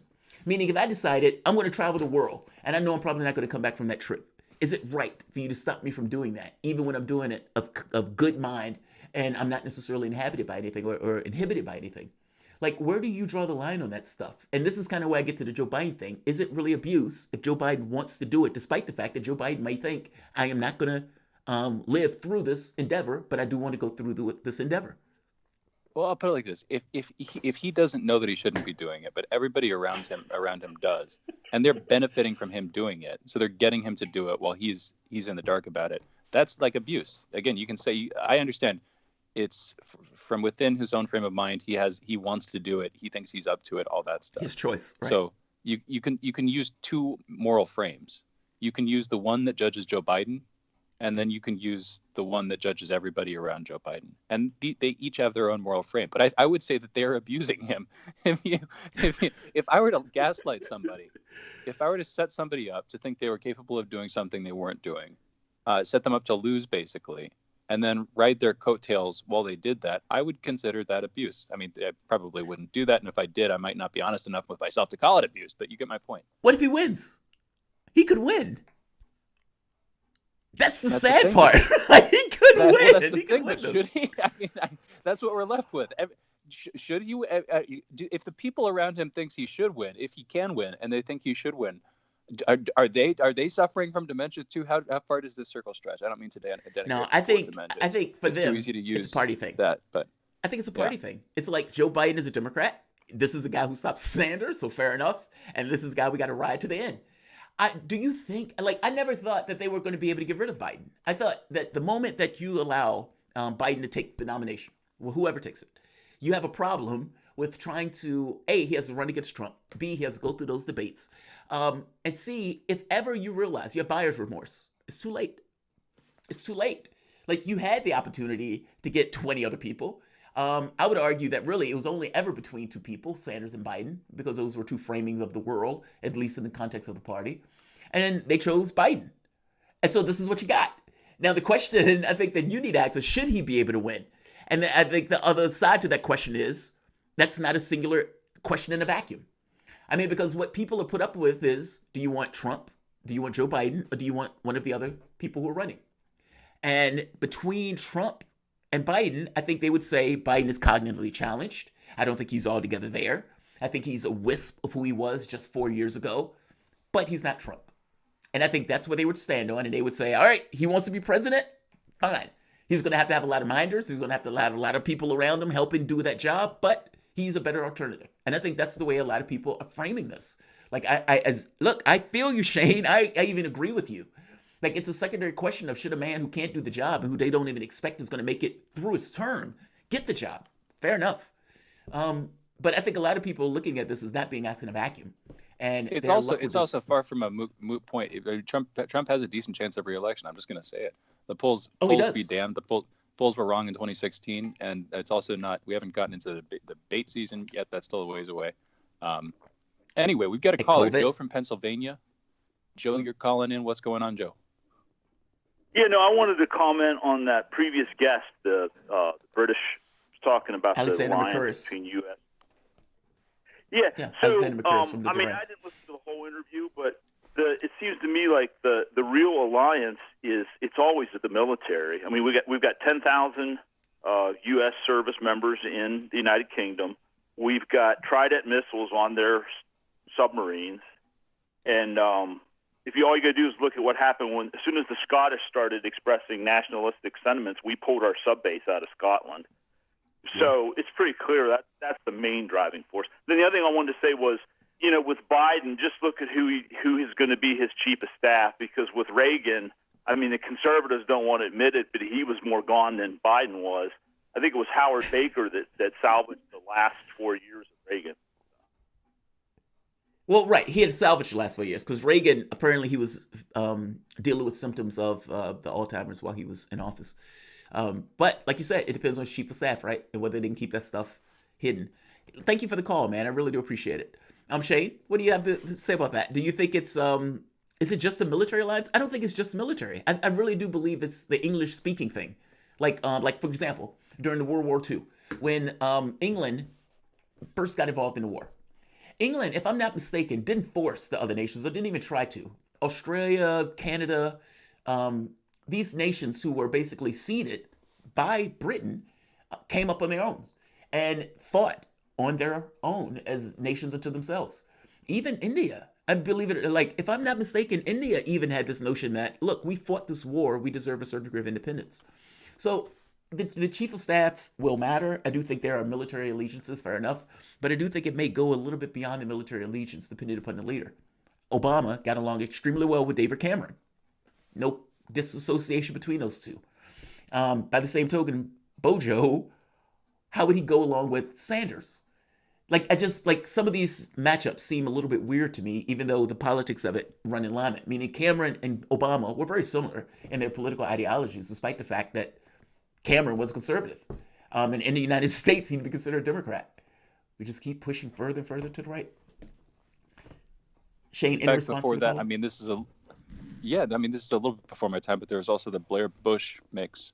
That's right. Bush. Blair Clinton, Blair Bush. I mean, so that exists. You're right. There's the cultural history, but I mean, another side. You're talking about military and the military alliance. I think this is pretty important. When we're talking about the military, we're not just talking about guns and tanks. We're also talking about military intelligence, and this is something I've been wanting to learn more about. I've been reading about it for a while. My dad knows quite a bit about it. Looked into it, about the history of the Anglo-American intelligence agencies and the founding of the exactly the transfer of intelligence over from the UK over to America, and the legacy there that we're still living with today, where generationally these institutions seem to have maintained those ties. And so on this high level, looking at it from that perspective, if you have military intelligence, again, if you have various forms of intelligence being passed, takes on things, infiltration into the media, if there's that deeper degree of interpenetration between the States and the UK, then that's between military and culture. But I think that's an important influence. It's a little bit easy to overlook too, but that's also huge. We're going to go into a break. We'll be back in a minute, joined by Laith Marouf, continuing a conversation from last week, talking about Beirut, talking about the aftermath of the explosion in Beirut, what actually happened there. We'll be back with him in a minute. You're listening to Fault Lines with Thomas and Stranahan.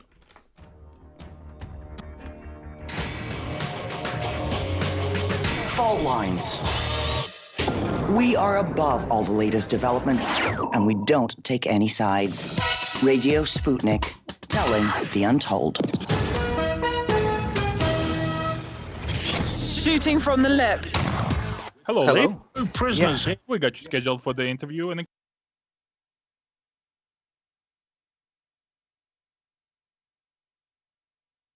thank you. Let them expand on their views. What's going on in British politics, European politics, and indeed in world politics as well. And wherever you are, whether you're a UKIP supporter, a Tory or Labour, everything is in turmoil. John Gaunt. Shooting from the lip.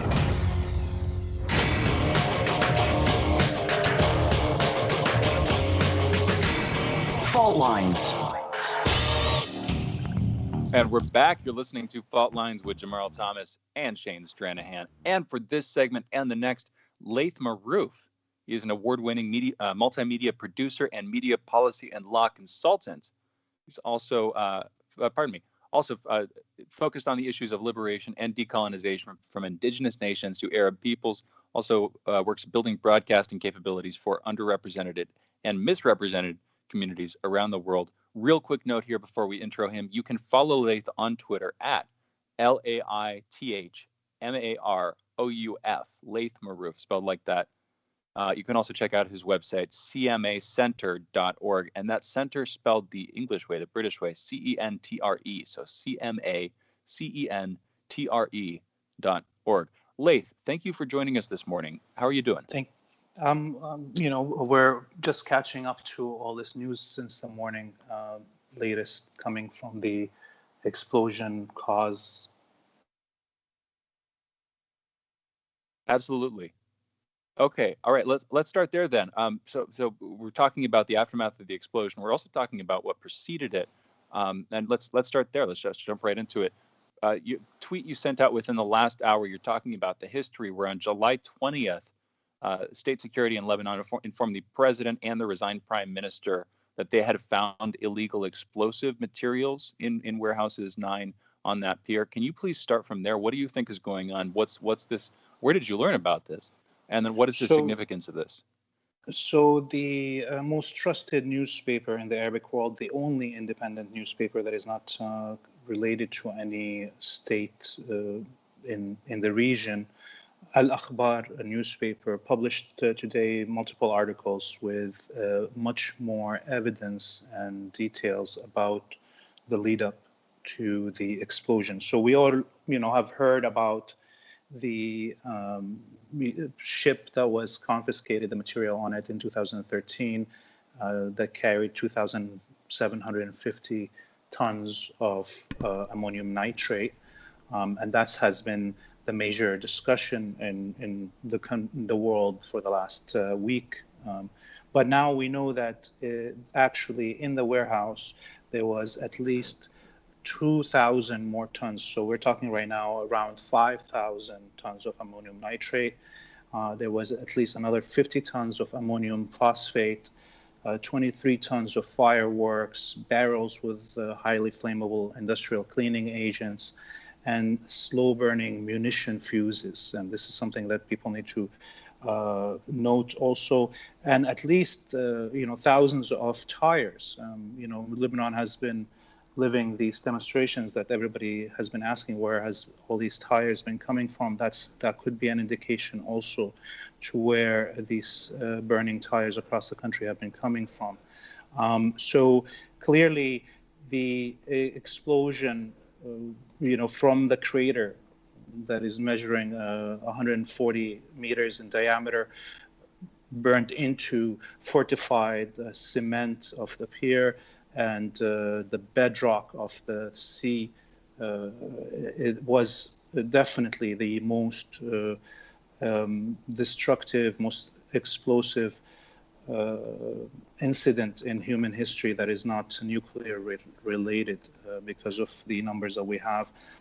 So this is what Al Akhbar spoke about in terms of what actually was in the warehouse. They also spoke about who within the government and the institutions in the country knew about what was in the warehouse. And we already knew that probably those who ran the warehouse and those who were responsible for security knew about these things. But there was a big surprise that they released, which is that the state security apparatus informed the president and Prime Minister Diab, who just resigned 2 days ago now, 2 weeks prior, to the explosion on July 20th of finding illegal explosive materials. We know also that Prime Minister Diab scheduled a press conference at the pier and was going to announce this security achievement on August 2nd, so 2 days prior to the explosion. And somebody within the state apparatus, security apparatus, dissuaded him and told him that this material is only that which was confiscated in 2013, the smaller portion of all the explosive material that was there. So it's now opening a huge question about infiltration within the state security, who sabotaged the ability of the president and the prime minister to stop this explosion from happening, and probably only inform them to get them to be implicated in the aftermath and the cause. Explain what you mean by implicated. Are you saying implicated in the sense that they had a hand in it, implicated from incompetence, or that they were working with a foreign adversary in order to allow something like this to take place? Define implicate. So right now, there's all these demonstrations out in the street. They're asking for accountability for the failures within the state for, to end up with such a stupid decision to have explosive materials in the most important port in the city, in the country, and in the downtown. And that's normal, even if this was a terrorist attack by apartheid Israel and any other agent that is related to the United States.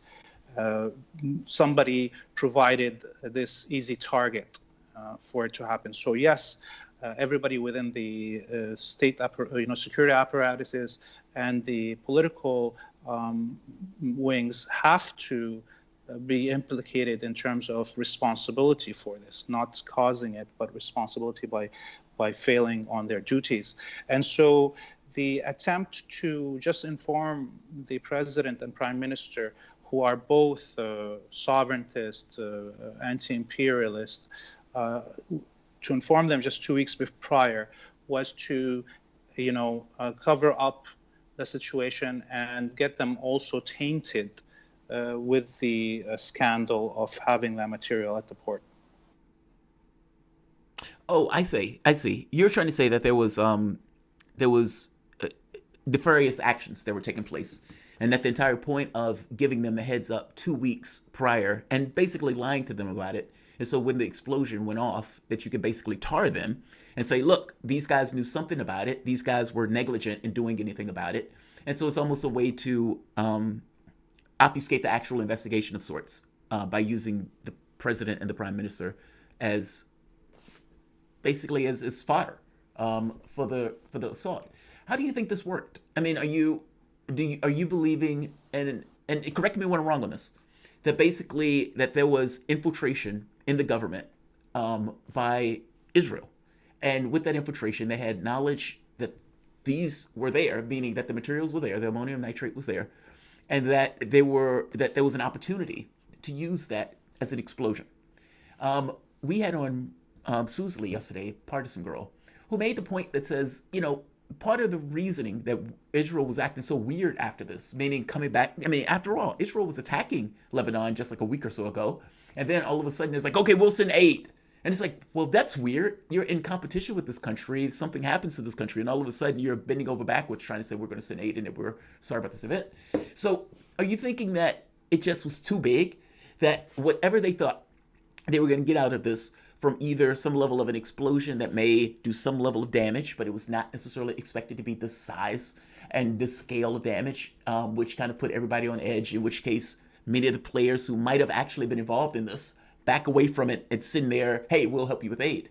Is that the way you're thinking that this is, that went through, meaning that the explosion was much larger than what the explosion was intended to be, and that the actions against the president and the prime minister and whatnot are basically was part of this plan that just kind of went awry because of the scale?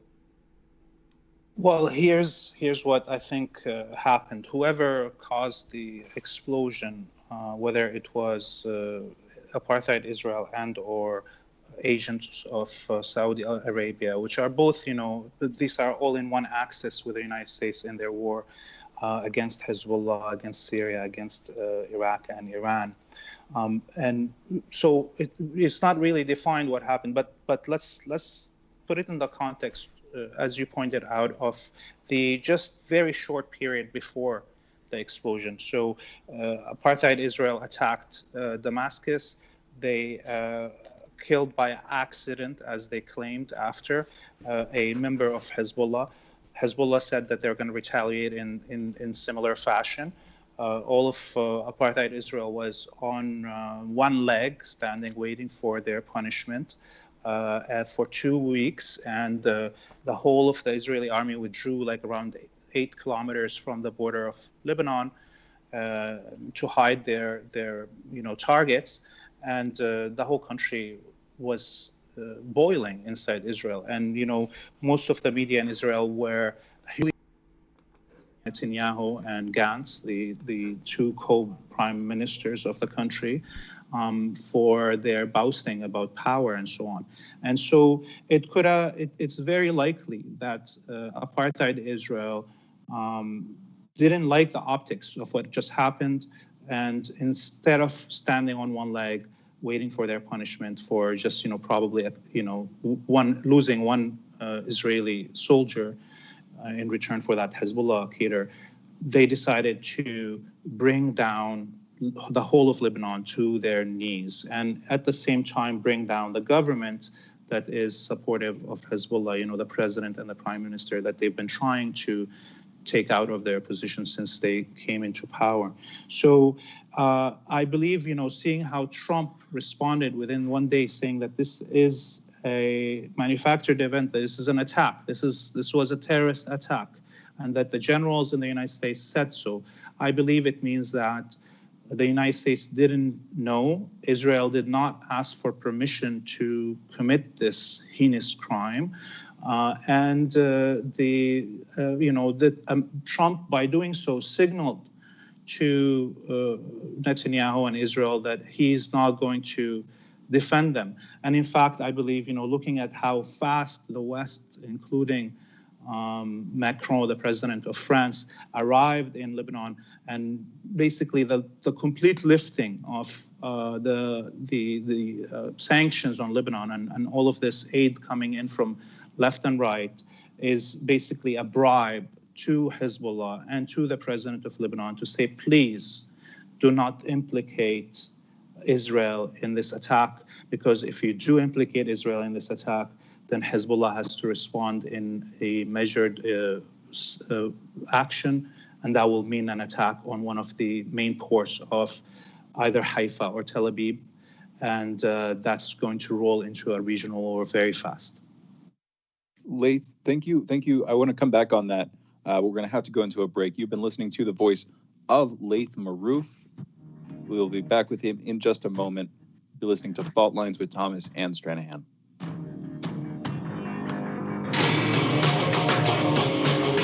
Fault lines.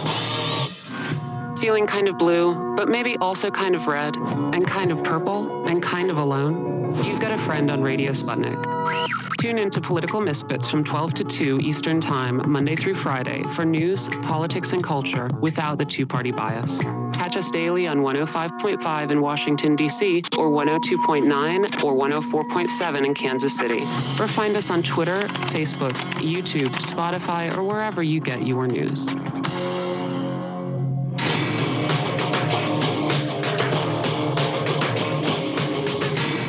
Fault lines. And we're back. You're listening to Fault Lines with Thomas and Stranahan. We are joined by Laith Maroof, award-winning multimedia producer and media policy and law consultant. Real quick, you can follow Laith on Twitter at LaithMarouf. That's Laith Maroof. That's his handle. Also, check out his website, cmacenter.org. That's CMACENTRE.org. Laith, thank you again for being with us. At the end there, you were talking about the United States and other, European nations' responses to the Beirut explosion. United States and other non-European, United States is not a European country. That was my verbal fumble there. Just wanted to correct that real quick. Regardless, you were talking about their responses. This leads me to wonder, why did they respond that way? You were saying there could possibly be a reciprocation by Hezbollah if Israel were implicated out in the open on this issue. Why do you think Israel was so imbalanced if they did this? Why do you think that they made that move if, of course, other countries would have responded in this way? And on the other hand, what do you think this signals in terms of the United States' stance on Israel itself? Is this a significant shift in policy, or do you see this as still walking more or less hand in hand? It's just dealing with this one problem. Well, it seems that, I doubt that the United States will change or shift its major policies on Israel. And this is true for the rest of the European powers also. And yes, the United States is part of the European civilizational alliance, let's say, Anglo-Germanic and Latin. So why I would say that is because, the liberation of Palestine undoubtedly will mean the reunification of the Arab peoples. And the Arab peoples sit on the most valuable geopolitical piece of land in the world, which is the pathway for all trade and, energy and so on and so forth. And this was the original reason that apartheid Israel was created, to make sure that there is no continuity between the Arab people. And you can, it's not love for the Jewish people or the Holocaust, because the Holocaust happened years after the creation of apartheid Israel by the British. Okay, so to get back to why the European parties are actually sending all this aid, you also have to notice that yesterday multiple warships from France, from Germany, from the United Kingdom, and that included the French Navy's Ace helicopter carrier, the Tonnerre, and on board of it is, hundreds of foreign legions, the mercenaries of the French army. There's also a British nuclear submarine that is right now in the Lebanese territorial waters, and a reconnaissance ship, the HMS Enterprise from the United Kingdom. So what does this tell you? This tells you that they are positioning specifically the military power that can be deployed as fast as possible in case of a war. So with this helicopter carrier and the nuclear submarine, it means that they are, while on the one hand are giving all this money to Lebanon, which is still at this point peanuts, 250 million euros in comparison to the destruction was close to $5 billion of destruction from the explosion. So, I think these two things have to be taken into consideration when we see that maybe the United States wouldn't want to be the one that goes to war against Hezbollah, but definitely other European powers who are all part of NATO and integrated into the imperial order may deliver that threat. Laith, can you give some context to the audience and maybe even to myself, on the organization of Lebanon's government and how the organization of that government that was set up, correct me if I'm wrong, by colonialist powers, basically created this kind of a religious separation in the government itself, as opposed to having, one man, one vote, or having people come together in some kind of democratic order. My understanding of the reading on this is that part of the problem is the way the government was structured in and of itself, and trying to come up with something separate or different runs into the problem of the structure of the government. Am I understanding that correctly, or am I getting that way wrong? And if you can give some context on that point, how is Lebanon structured? Before this blast even hit, when the protests and everything else was going on, what were the protests for? And how is there a way for Lebanon to find itself out of this quagmire, mind you, separate from the blast itself? I hope I'm explaining that correctly. Yes. So very briefly, Lebanon is a manufactured entity.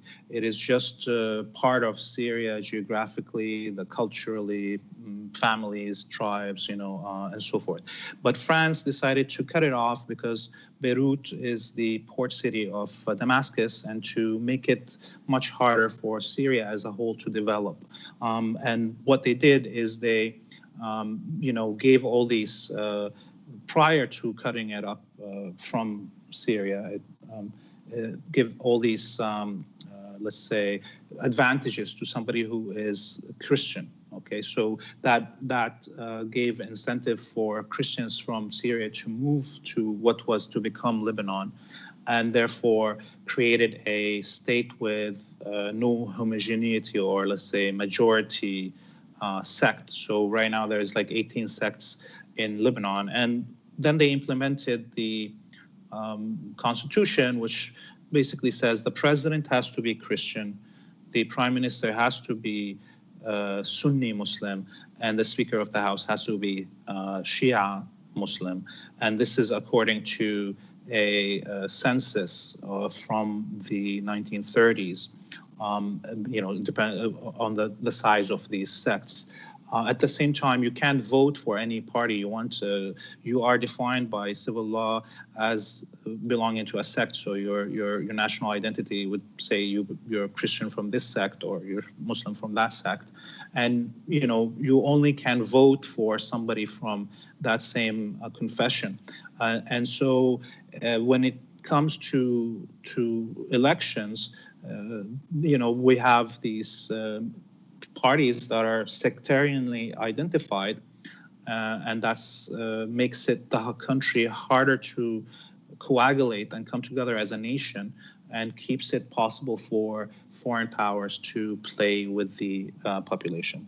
And so, yes, the colonial rule is what caused the problems here electorally. Is there any consideration with being absorbed back into Syria? I know this is somewhat of an odd question. I guess I'm thinking, if indeed this was after the First World War, many of these nations were basically contrived. I mean, Iran, Turkey, the Ottoman Empire was basically broken up into many different designations. But at this point, Lebanon has an identity of itself. And so I would imagine this reabsorption in Syria is probably off the table. But has there been any consideration with redoing the constitution of the country to make it into something that is more in the image of itself, as opposed to in the image of the colonial powers? The most powerful non-sectarian wells of identity in the region are Syrian patriotism and Arab patriotism. And what does that mean is that, even the movement, for the liberation from the French occupation was led by the people coming from the Syrian Nationalist Socialist Party, or Arab nationalists that, you saw Nasser in the 1960s.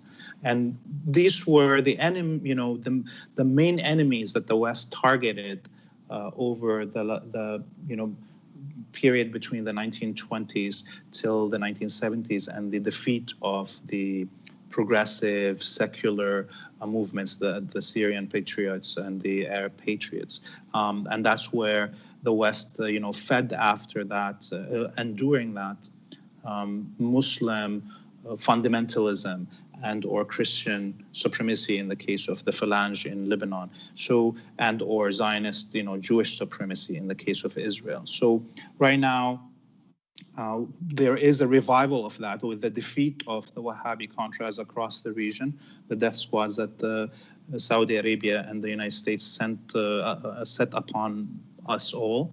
And there is a comeback to these identities of greater geographic unity and cultural unity. There is very little hope for change right now in Lebanon in terms of their constitution because Hezbollah, although it won the war in 2000 and expelled the Israelis as a movement of liberation, is one of only maybe two movements in the history of humanity who liberated their own land and decided not to take power in the state. And that was a strategic decision that they made. And that is because if they would have had to take over the state, it meant they would have had to have another civil war, and they would have had to dirty their hands with the blood of other Lebanese that are, for sure, some of them are traitors that are working with the West and imperial powers, but most are just confused. So we're still at this situation where the state is very fragile, and only through alliances like the one that Hezbollah did with the president on and his Christian party, the Free Patriots Party, that represents the majority of the Christians in Lebanon, there is stability. And this is why it's targeted this government for the last 2 years by the American sanctions and manufactured demonstrations. But it's very clear, though. I mean, Lebanon was under pressure and Lebanon was under attack up until the point where this explosion went off. And I guess in my head, I keep thinking in terms of, how is this ultimately resolved? What do you think ultimately happens here? Do you think there's an earnest and honest investigation to the actual culprit of it? And even if there is, do you think the public accepts the investigation, whatever it comes out to be? I'm asking, a certain degree of prognostication here. What do you think happens going forward in Lebanon after this particular explosion and with the government basically resigning? I see only two possible outcomes. Either the West pays for all the damage fully and lifts all the sanctions off Lebanon. And in return, Hezbollah and the president of the country do not implicate Israel, so we don't have a war. And or the West continues pressuring and trying to, manufacture fake news, trying to blame Hezbollah for this explosion, which will leave no choice for Hezbollah but to actually tell the truth about this. And then we're going to war. The blaming Hezbollah is the weirder one for me. Can you explain the logic of that, if there is logic behind it? I don't know how an organization that is supposed to protect the country is implicated in basically an explosion that undermines the country in major measure. Can you explain the logic of that? And beyond the logic of that and the Hezbollah thing, there's been notes, or there's been people who were in an odd way calling for France to get more involved because it felt like it had no way of solving its own problems. There's been some really weird stuff that has been coming out from the standpoint of the reading. But just in the very basic terms, the country itself, you're saying that basically it is unclear on what happens, meaning it's unsure on whether or not it moves in one direction or the other, either the implication of Israel or not the implication of Israel, and the West basically pays for the damage. Both of those, though, neither of those are all that satisfying. I mean, even if the West pays for the damages, Lebanon is in the political quagmire that it's in, economic and political. And even if they don't, and it's implicating Israel into it, you still end up, like you said, with a larger war because there has to be a tit for tat in order to balance the equation. Neither of these scenarios seem all that great. Is there anything else? Like, I guess I'm saying neither of these outcomes look all that great. Go ahead. Yeah. I mean, I'm not excited about tomorrow, honestly, to tell you, because, it's a very dangerous situation. And what Israel did was to bring us to the edge of the abyss and to see if Hezbollah blinks. I think we're. I don't know. I don't think we have much more time to speak about things, but I'm ready to, stay on your show. Call me when you're ready. In the next few days, keep up your eyes on the updates, and things could go downhill from here. Oh, absolutely, man. We will. And I appreciate you coming on the show. us, Lee. You've been one of, I'm fascinated by what is taking place in this region. And you've been one of the guests who've on the site and have been very, very exceptional in explaining what's been taking place. So definitely, we appreciate it. This is Laith Maroof. That's the voice you've been listening to. He is an award-winning multimedia producer and media policy law consultant focused on issues of liberation and decolonialization from indigenous nations to Arab peoples and building broadcasting capabilities for misrepresented and underrepresented communities around the world. You guys are listening to Fault Lines with Thomas and Stranahan. We'll be back in a moment.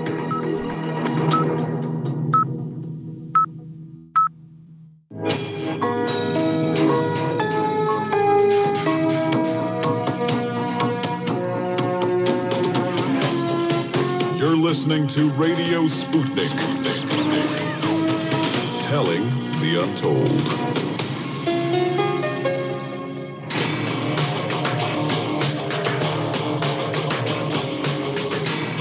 Fault lines.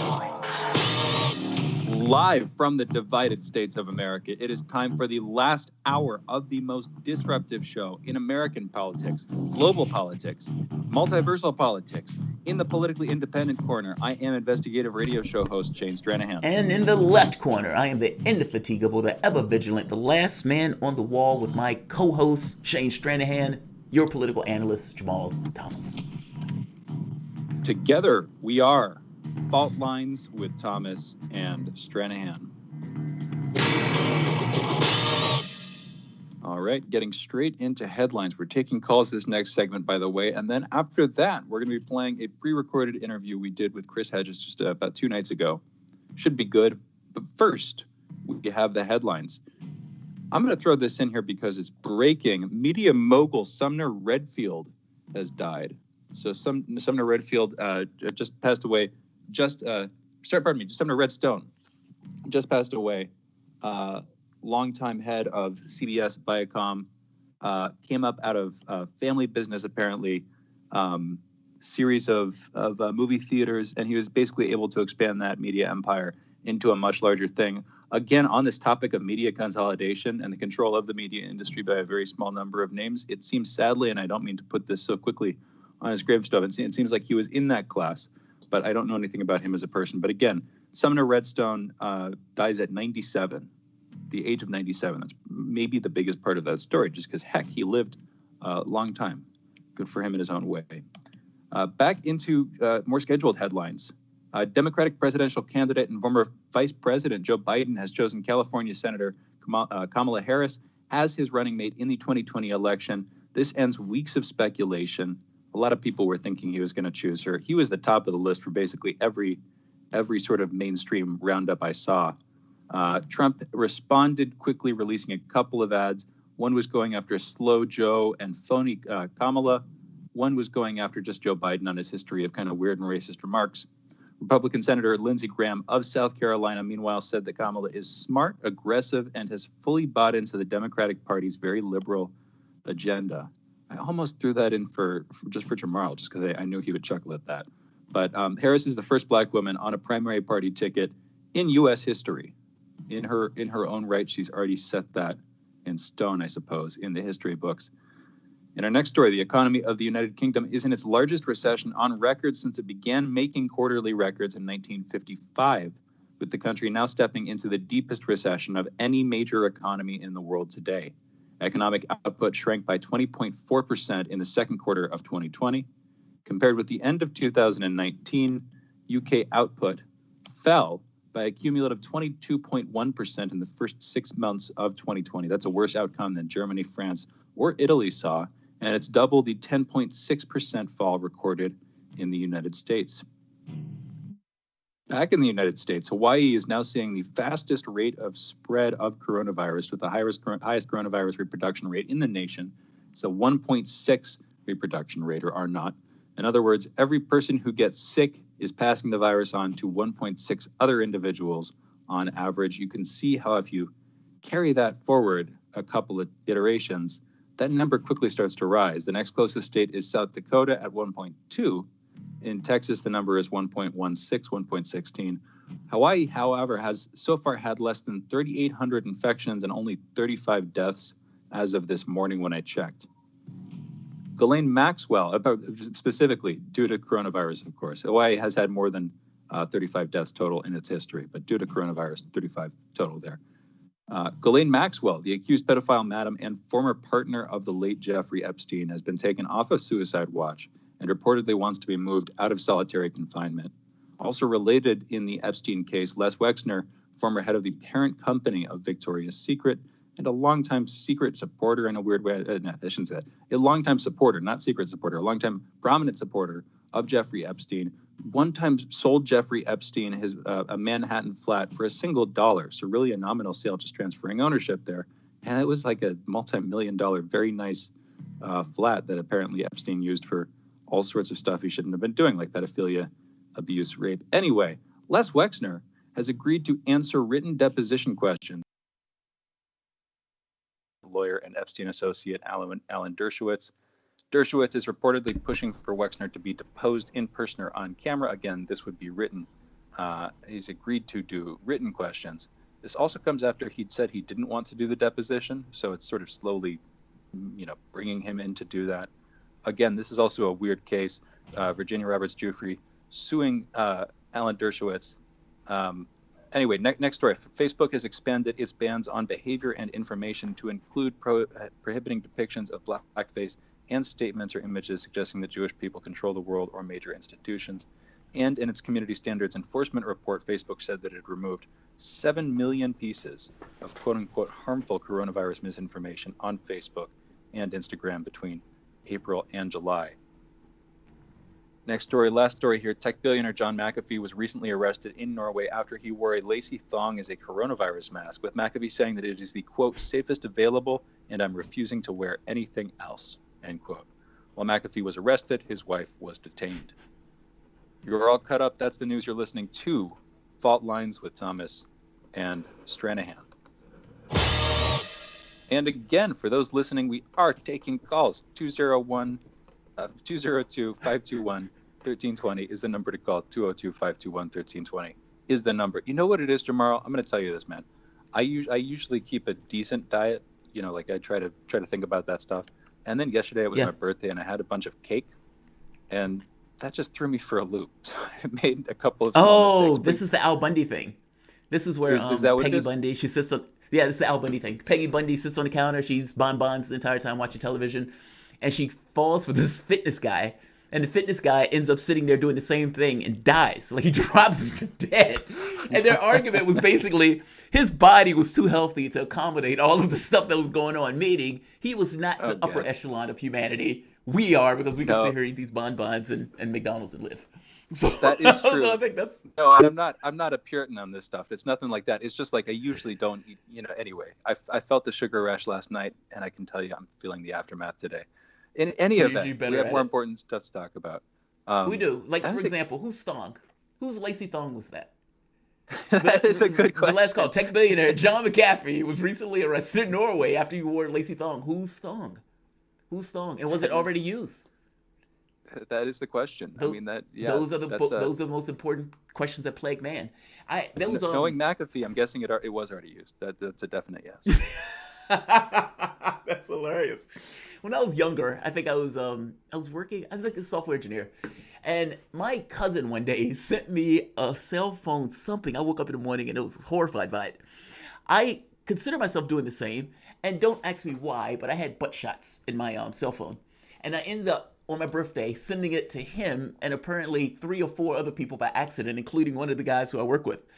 His wife picks up the phone and screams, and he asks me, he says, whose butt is that? I love the thought of, like, were you sending somebody else's butt shot on your cell phone, or was it your own? No, I'm curious about whose thong that is. But we do have a caller. Adam in Colorado. Adam, what's going on? Not much. I wanted to bring up the Kamala Harris choice and pose it as a selected versus elected argument.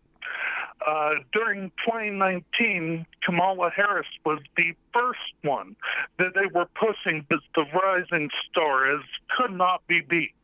They then went to Beto, then back to her, etc., up until Tulsi Gabbard just kneecapped her and she was out. And Right. because, and her rise pretty much, that's around when people started paying attention to her record. And once they heard that record, they rejected her. Now, if you look at the polling that was brought up a couple days ago, most people do not think that Biden's going to make it through his first term. That means who is being selected as the VP is actually going to be running the show. So this gets back to the question, selected versus elected. Well, wait, Adam, just one more point to that. It also means that... Wait, Adam, it also means that when the public is going to elect Joe Biden, that they are also in some degree electing Kamala Harris. Meaning that there is no singular presidency anymore. Like, it's not like Obama is running and the person who's running the ticket is Obama and you're pretty much assured that Obama is going to last the 8 years. No, this is different. This is basically Kamala Harris running almost as a co-president with Joe Biden. Yes, but here is how it differs. What I'm talking about is you have no say in party politics.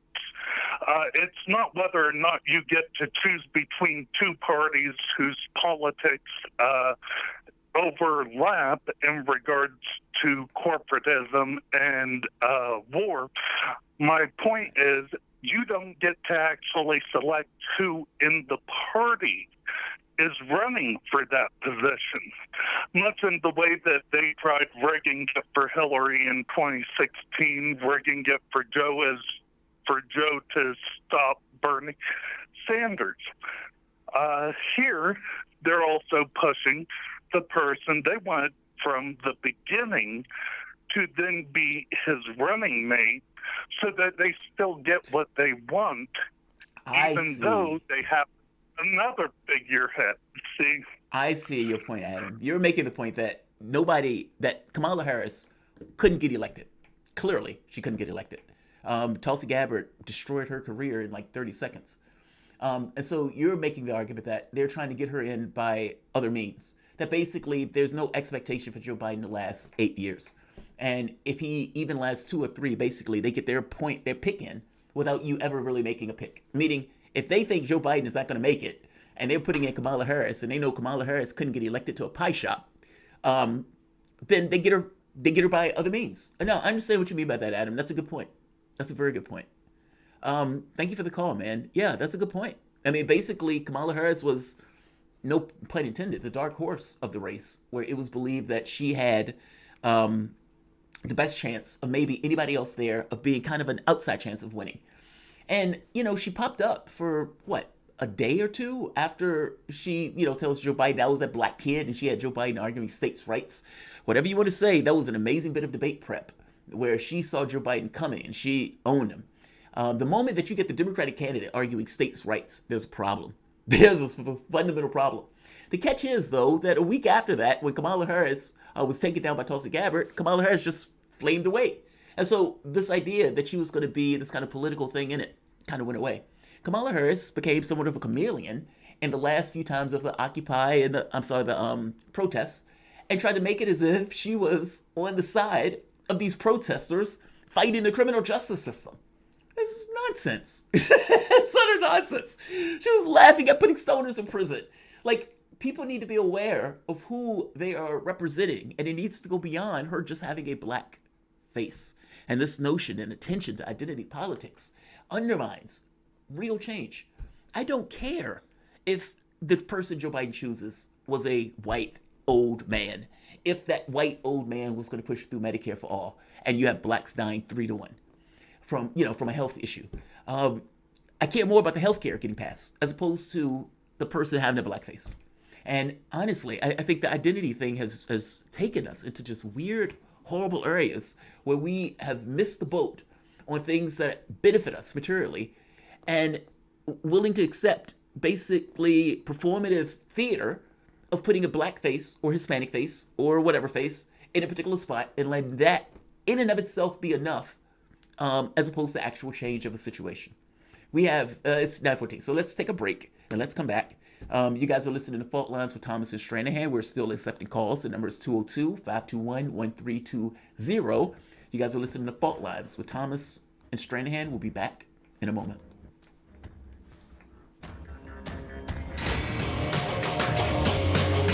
Fault Lines.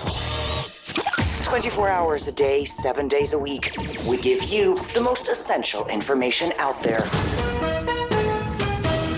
Radio Sputnik, telling the untold. Tune in every Thursday to Loud and Clear with Brian Becker for a regular segment called Criminal Injustice about the most egregious conduct of our courts and how justice is denied to so many people in this country. Tune in to Loud and Clear this Thursday and every Thursday for thorough and independent analysis of our criminal injustice system.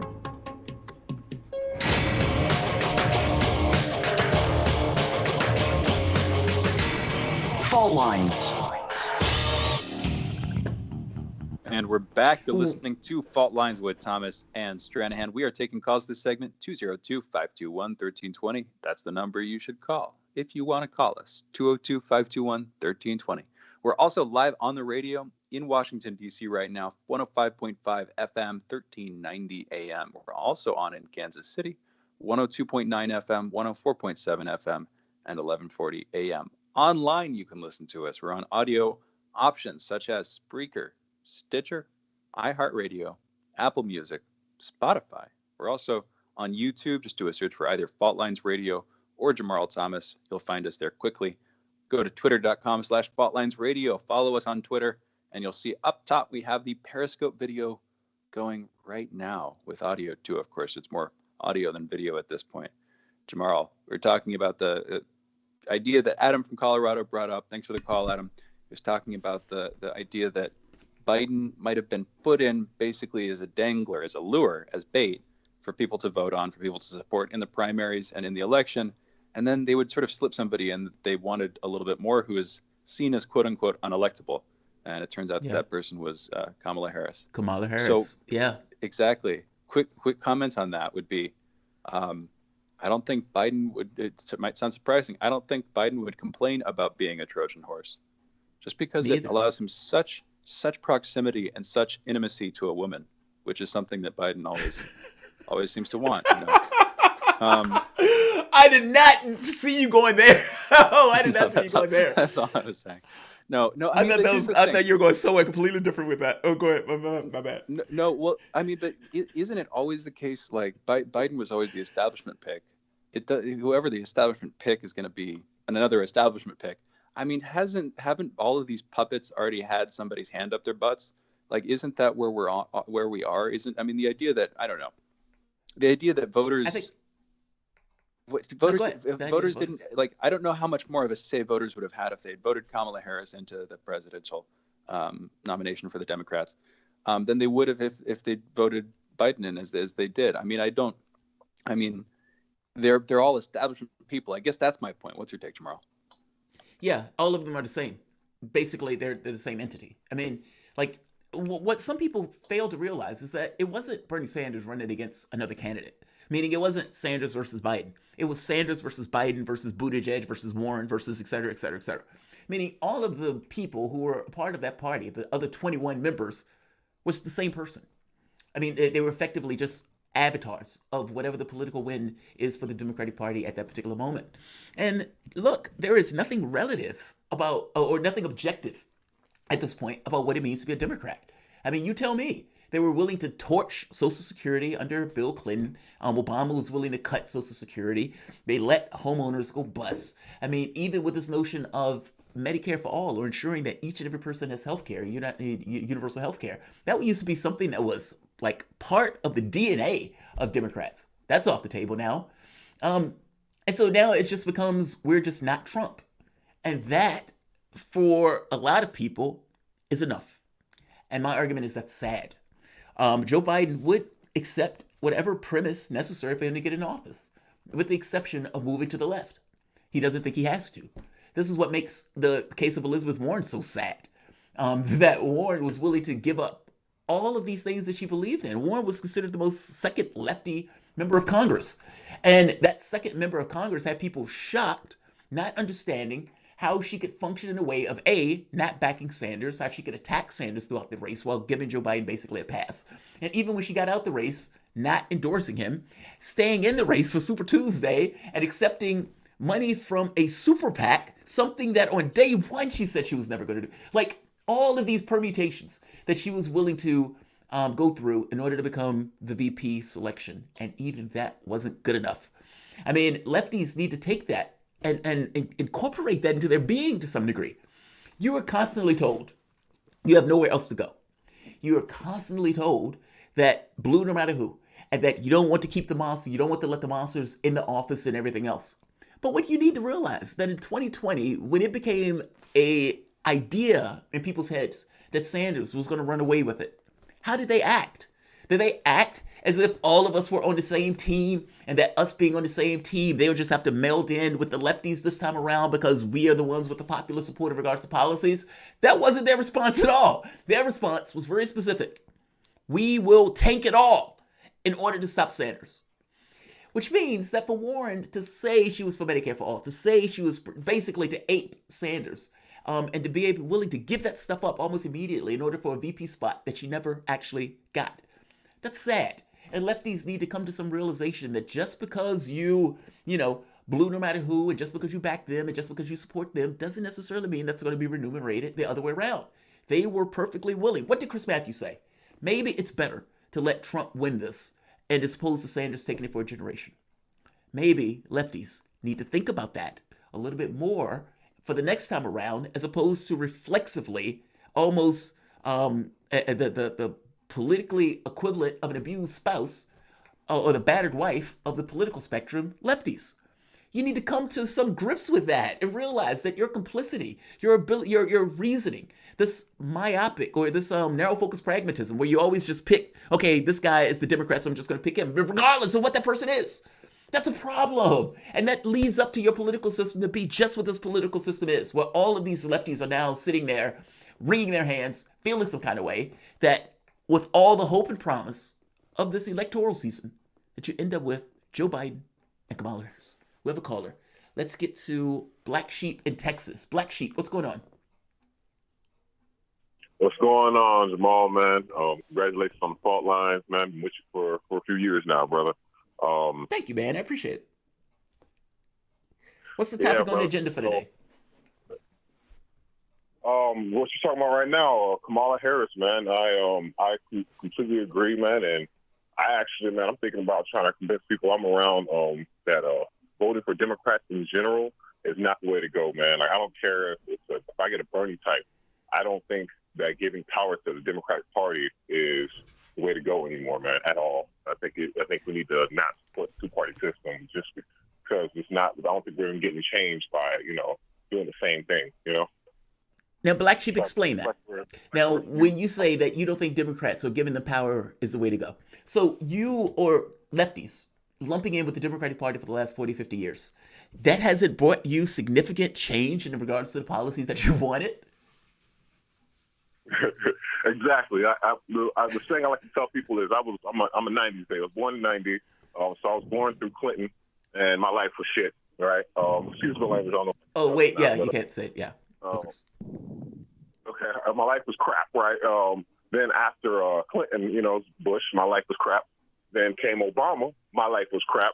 Now Trump's in office, guess what? My life's still crap. So I don't, ain't nothing changed. None of them changed to anything. I've been, not one person, not the black man, as a black man has helped me in my life. So, that's just, I was like, no, I had that, after Bernie had the epiphany, I was like, oh, we just can't give the Democratic Party any power at all. Because that validates what they'll do is use it to validate, like, oh, look what all these races we won without you lefties.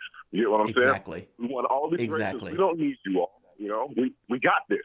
And it's going to keep, that cycle's going to keep happening. We have to stop giving them power. We have to stop giving them the ability to say, look at our wins, look at us. We're doing everything right. We don't need your advice, you know? Thank you for the call, Black Sheep. Comment, Shane? I agree. I mean, I can't speak from his perspective, obviously, but I understand what you guys are talking about. I mean, you talk about this all the time with Blue No Matter Who.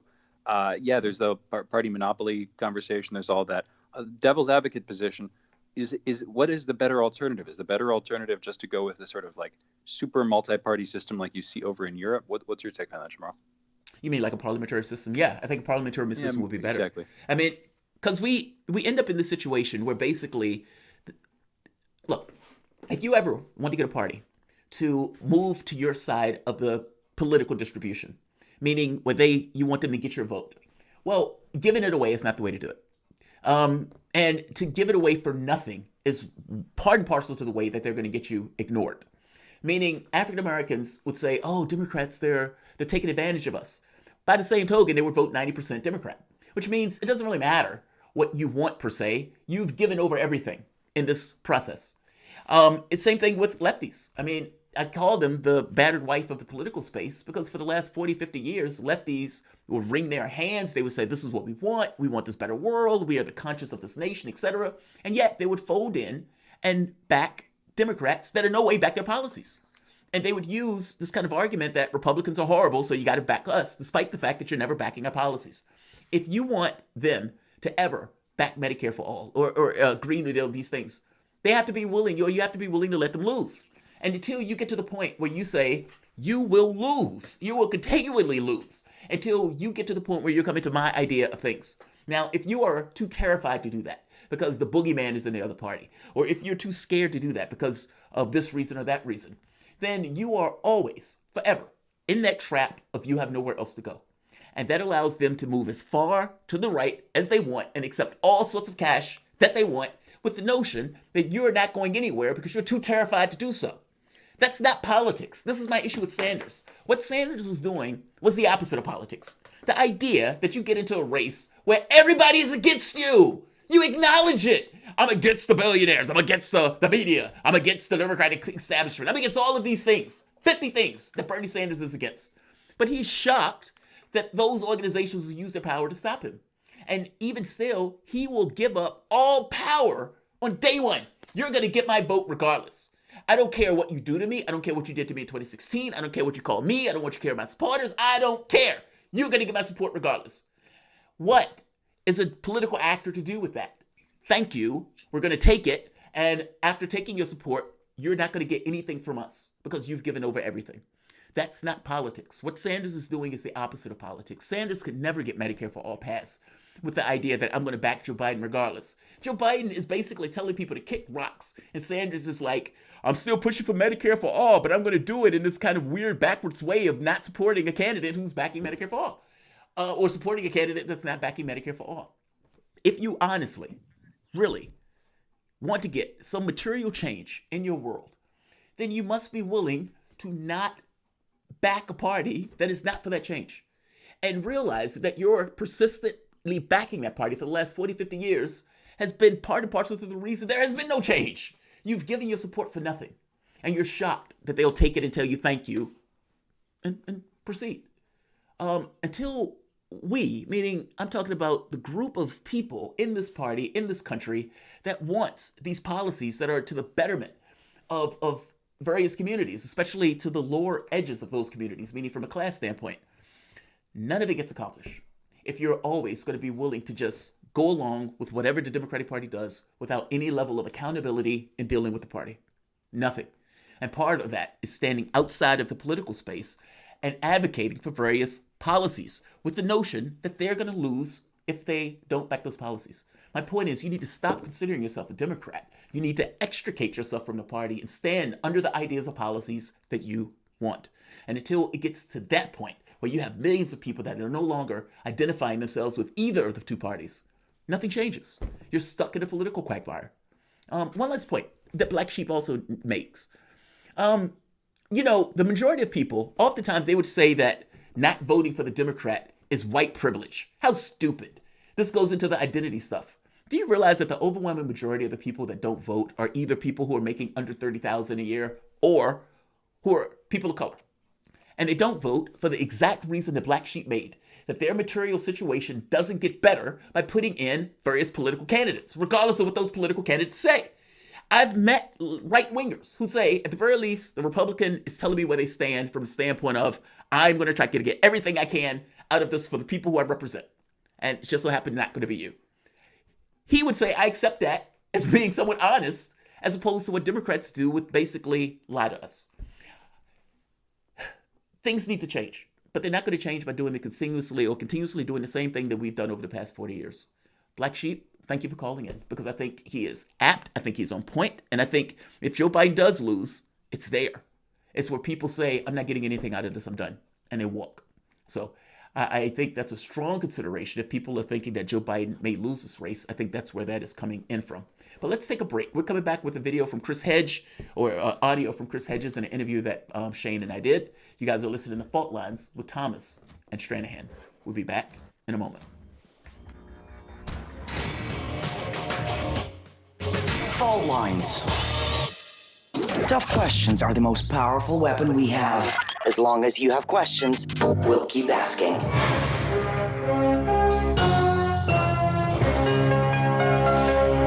Radio Sputnik.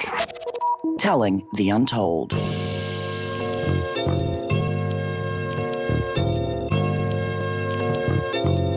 What's the most important hour of the day? It's the Critical Hour with Dr. Wilmer Leon. On this show, we don't just deliver the latest headlines. We divide the real from the fake. Tune in to hear from some of the most brilliant political minds of today. Get in-depth news and analysis that goes beyond the surface and digs straight into the details. Set your clock to the Critical Hour for a news perspective unlike any of those other guys. Tune in to the Critical Hour with Dr. Wilmer Leon, weekdays 6 to 7 p.m. Eastern, and catch us on Facebook Live. You're listening to Radio Sputnik.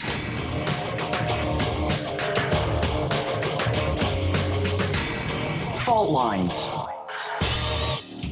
And we're back. You're listening to Fault Lines with Thomas and Stranahan. We're going to go straight into this pre-record we did with Chris Hedges. He's a Pulitzer Prize-winning journalist, author of 11 books, including several New York Times bestsellers, and the host of On Contact, airing on RT America. We're talking about the rental crisis, the economic crisis, and the political crisis in America. Again, this is our interview with Chris Hedges.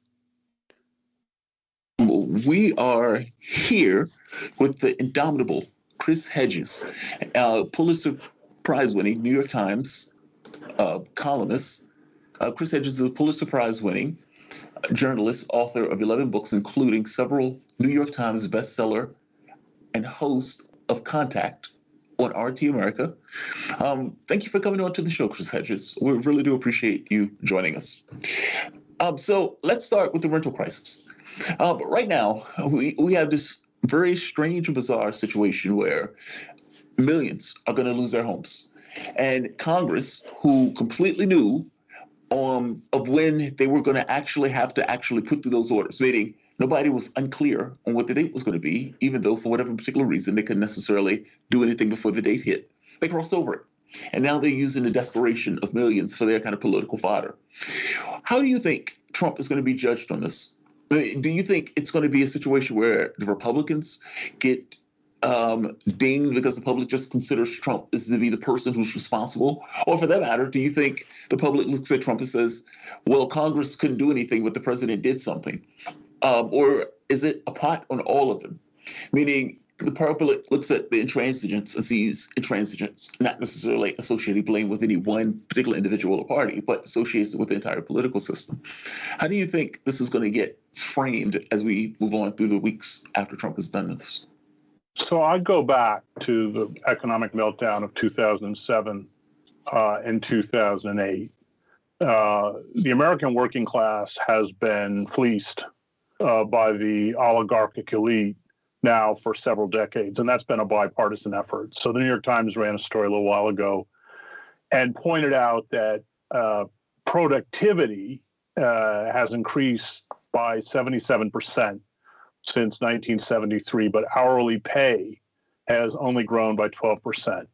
So, and this is the New York Times, if the federal minimum wage was attached to productivity, it would be more than $20 an hour, not $7.25 an hour. You have 41.7 million workers. This is a third of the U.S. workforce earning less than $12 an hour. This is all before the pandemic. And most of those workers do not have access to employer-sponsored health insurance. Following the 2008 crash, in which the oligarchic elites, the big banks, were all bailed out, the average middle-class family's net worth was more than $40,000 below what it was before 2007, and the net worth of Black families was down 40%. Latino families, that figure dropped to 46%. You already had 4 million evictions a year.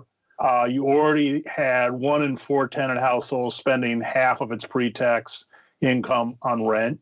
You already had 200,000 people unhoused, sleeping in their cars on streets under bridges. And these are the good times Biden and the Democratic Party promises to restore. With the pandemic, this system and these inequalities have been exacerbated. Real unemployment is probably close to 20%, not the official figure of 10%, because that figure excludes people who've been furloughed. It excludes people who've stopped looking for work. It counts as employed people who are working part-time, even an hour a week, but don't have an adequate income or still below the poverty level. And as you said, we now face with the lifting of the moratorium on evictions, the possibility of 40 million people being evicted by the end of the year. An estimated 27 million people are expected to lose their health insurance. The banks know what's coming. They're stockpiling reserves of cash to cope with what they know will be a wave of bankruptcies and defaults on mortgages, on student loans, on car loans, on personal loans, and credit card debt. So this is a bipartisan failure. And social inequality, even before the pandemic, was the worst in American history. We've watched the billionaire class since the pandemic increase their own wealth by over $360 billion. So I look at this inability to respond as extending back in time, all the way back. I think since the 1970s, when there was a reconfiguration of the political system and the economy by both parties to serve the interests of this cabal of corporate oligarchs at our expense. Chris, where would you go into? You left there with a cliffhanger. What do you see in the 70s as the pivotal political and economic shift? What's the nature of that? Well, the pivotal shift was the Powell memo written by Lewis Powell, who was the counsel for the Chamber of Commerce, later appointed to the Supreme Court. And it was a response to the 1960s, the rise of mass movements that threatened the ruling elites. It's what the conservative political scientist Samuel Huntington called an excess of democracy. And Powell was quite specific about the use of capital to seize control of institutions that thwarted popular democracy.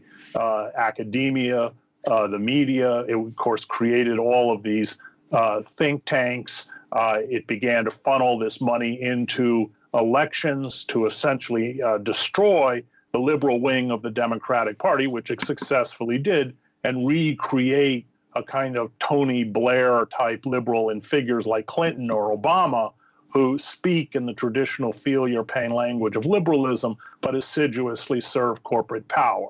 So the assault began in earnest under the Reagan administration, but it was accelerated under the Democratic administration of Bill Clinton, who pushed through NAFTA, which was the greatest betrayal of the American working class since the 1948 Taft-Hartley Act, deregulated the FCC, which allowed a half dozen corporations to seize control of the airwaves, gave monopolies to corporations like Clear Channel, destroyed welfare. The old welfare system was under Clinton, and 70% of the original recipients were children. The 1994 Omnibus Crime Bill, which militarized the police, of which Joe Biden was deeply involved. I mean, one of the architects of militarizing the police, almost $10 billion more for prisons, the doubling, quadrupling sentences. So the prison population almost doubles under the Clinton administration,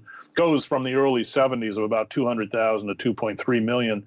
Today, the world's largest prison population, 25% of the world's prison population, although we're 4% of the population, and the destruction of Glass-Steagall, which ripped down the firewalls between commercial and investment banks and precipitated the global meltdown. This all came under a Democratic administration, and Obama continued this trajectory. So you had a working class, in particular a white working class, that had at one point been represented by the Democratic Party establishment, and they were betrayed by that establishment, and that, I think, was the major factor in the rise of Trump.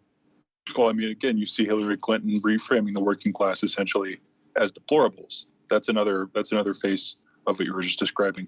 It's interesting to trace it back to the memo that you did there in the 70s. I was looking into that while you were talking, just briefly. Thank you for pointing me that way. I've been trying to make sense of what the shift was. It seems for me it was the early to mid 70s, where a lot of major changes happened. But I'm curious. I want to come back a little bit closer to the present. You're describing this sort of political infiltration of the economic system and vice versa, corporations investing in political parties and corrupting the whole process. It seems like we're at an especially pivotal moment. You were drawing parallels to the financial crisis of 2008, but like you're saying, the pandemic is exacerbating what we're going through right now, and it's sure to do so more in the future. So with the political system in a state of shambles greater than I've ever seen it before, certainly in my lifetime, but also probably for most people alive right now looking at the states, where do you see that going in the near future? You described massive civil unrest, but what form do you think that's going to take in its attempts to reshape the system, the political system specifically? And what are your sort of, if you had to put on a hat to prognosticate for a second, where could you see things going, looking at some different options? Well, I think that the dysfunction of the government replicates, perhaps not quite as severely as to what's been happening in Lebanon. So we now have epidemiologists saying that an estimated 300,000 Americans will be dead by December, possibly 400,000 by January. We know that tens of millions of people will be thrown into destitution, especially as the $600 unemployment benefits are ended or cut. We know, as I mentioned before, staggering numbers of people are expected to be evicted from their homes. And this kind of social collapse, I witnessed it in the former Yugoslavia, brings with it a loss of faith in all ruling institutions and ruling ideologies. And that's very dangerous. Biden and the Democratic Party have already precluded the kind of radical programs we saw under the New Deal and assaults on oligarchic power that saved us during the Great Depression. So this is really an opening for demagogues and charlatans like Trump. Trump is a product of a decayed system. He's the symptom. He's not the disease. And these demagogues denounce and discredit all institutions, all politicians, all political and social conventions, of course, by at the same time conjuring up hosts of phantom enemies who are usually the vulnerable, people of different religious or ethnic groups who are targeted as scapegoats. So that was certainly what happened in Yugoslavia. You go back and that's what happened in the Weimar Republic. So I don't see things getting better under Biden. Biden is a shallow political hack who has spent his career serving corporate power in specifically the credit card companies that are based in Delaware. He used to be called Senator Credit Card. His nepotism is perhaps not as flagrant as Trump, but his son, Hunter Biden, was given family, the largest credit card company in Delaware, and then later, of course, was earning $50,000 a month for this Ukrainian gas company. Biden is embraced by the ruling elites because out of, I think, nostalgia, out of a kind of yearning to return to the pantomime of democracy. They want to restore the decorum and what Robert Belloc calls the civil religion that makes our presidency a kind of form of monarchy and sacralizes the organs of state power. The Trumps, of course, his vulgarity and ineptitude are an embarrassment to the architects of empire. But I think what Trump has done successfully is ripped back the veil and exposed the failed democracy. And I don't think that veil can be restored. I think the mask is off. I think the facade is gone. We're not going to, as I think many sectors of the ruling elite hope, we're not going to go back to where we were under Biden. So let's go back to Jamarl, that one for the moment. We can break. Jamarl, let's just break for a second. So we're at about 13 minutes right now, which is about the first segment. Okay. And you can come back. That works. Yeah, that works. So let's just take a break. We're here with Chris Hedges. We will be back in a moment. You guys are listening to Fault Lines with Thomas and Stranahan.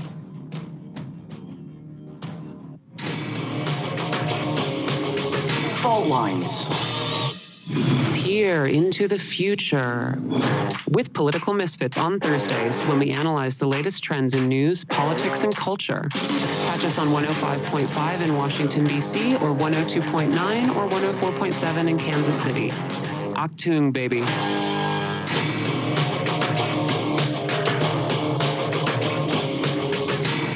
Fault Lines.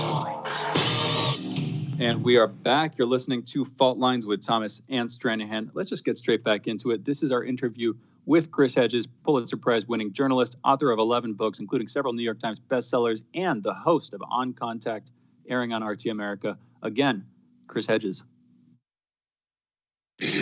So once again, we are here with Chris Hedges, Pulitzer Prize-winning journalist, author of 11 books, including several from the New York Times bestseller, and host of On Contact, airing on RT America.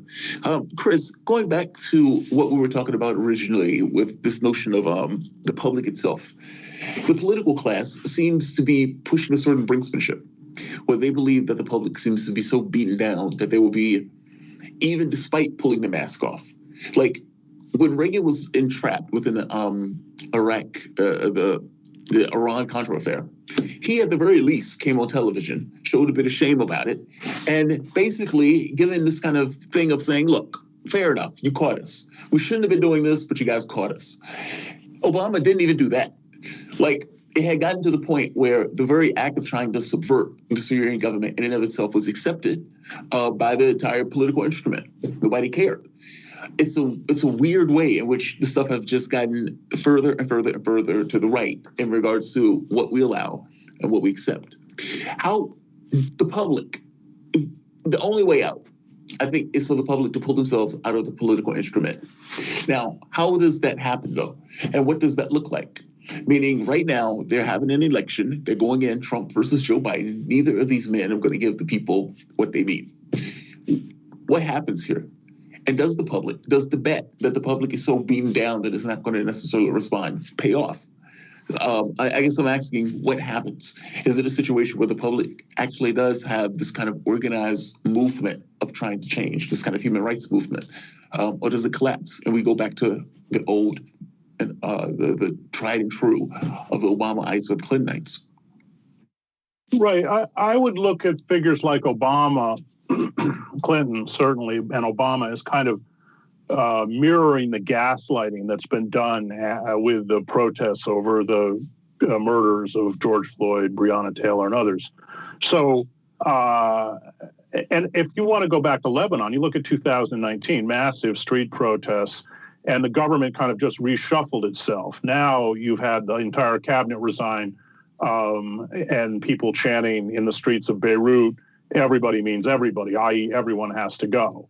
And I think we're reaching that moment. So what happens after the murder of Floyd? And of course, since Floyd's murder, 3 Americans have been killed by police on average every day, disproportionately people of color, almost all unarmed. So the response by the elites was the old response. So you saw police take the knee. NASCAR and the U.S. Marine Corps bans the Confederate flag. Nancy Pelosi takes the knee wearing a kente scarf. Biden, who was, of course, one of the architects of militarized police and mass incarceration, and which had the doubling and tripling of sentences. I teach in the prison, and half of my students wouldn't be there, but for Biden and Clinton, goes to speak to George Floyd's family at his funeral. The mayor of Washington, Muriel Brower, who's an African-American, has the words Black Lives Matter painted in 35-foot tall letters on a street near the White House. But she's also proposed a $45 million increase in the police budget and the construction of a $500 million new jail. And I sense that there's a kind of political maturity on the part of the people who are out carrying out these protests, mostly, of course, young people. I don't think they're buying this gaslighting.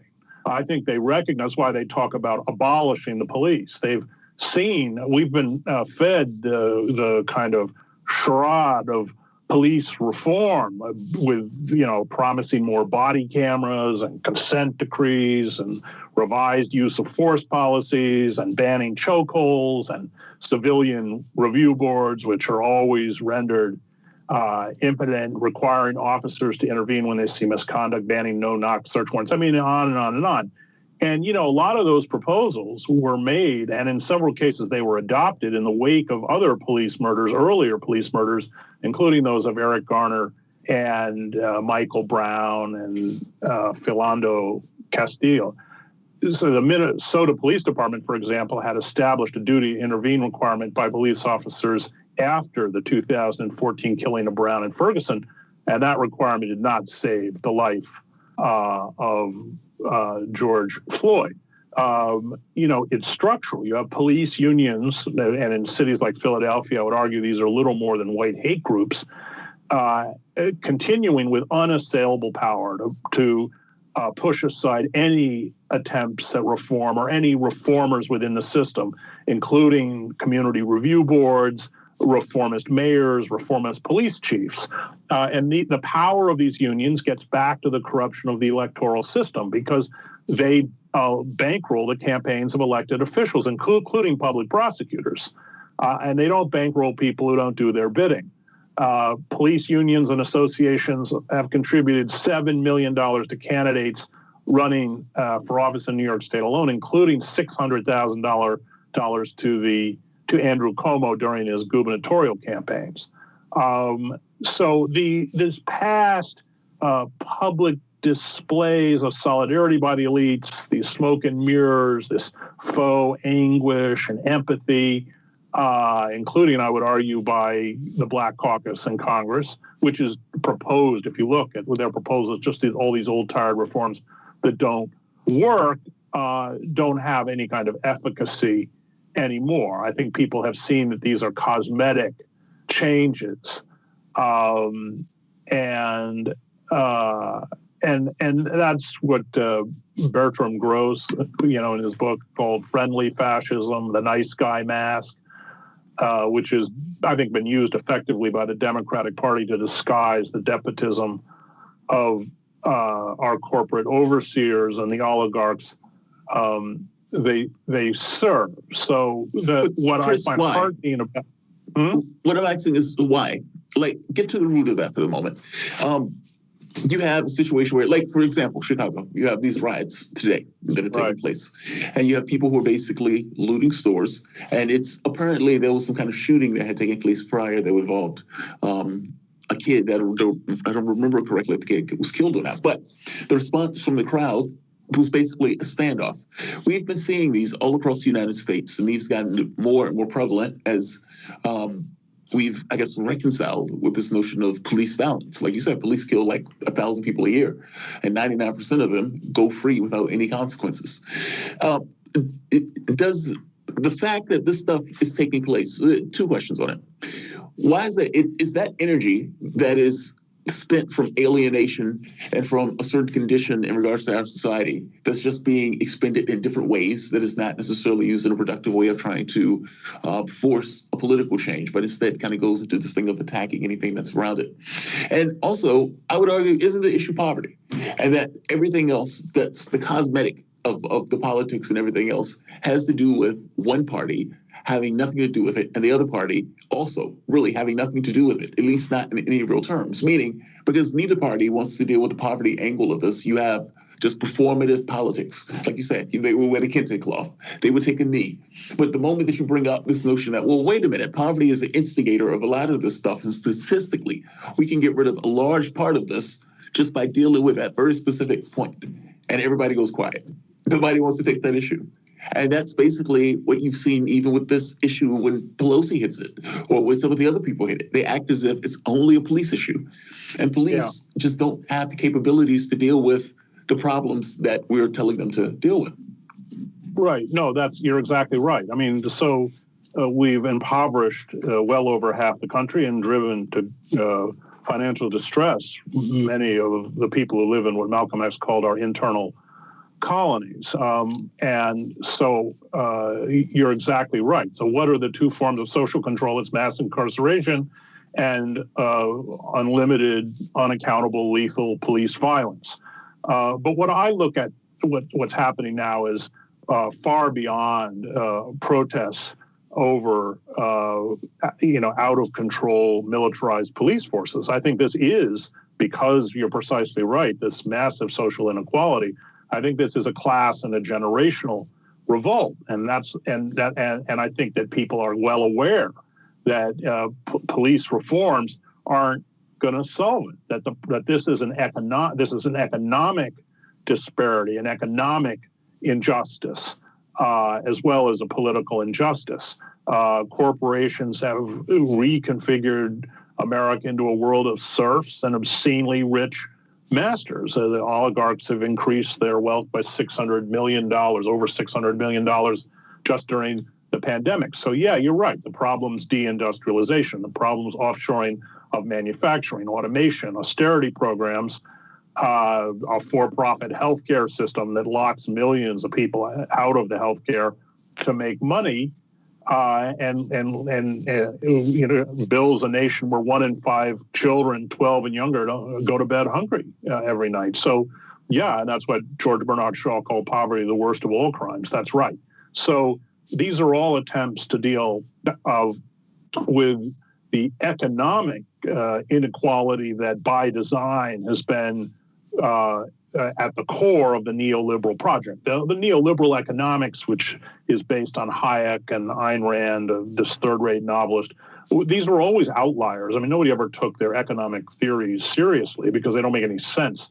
But they served the interests of the ruling elites going back to the 70s. That's why they propagated this ideology in universities, on the airwaves. The idea that allowing, building, in essence, tax boycotts for corporations and the rich was going to somehow, benefit the working class is an utter absurdity. It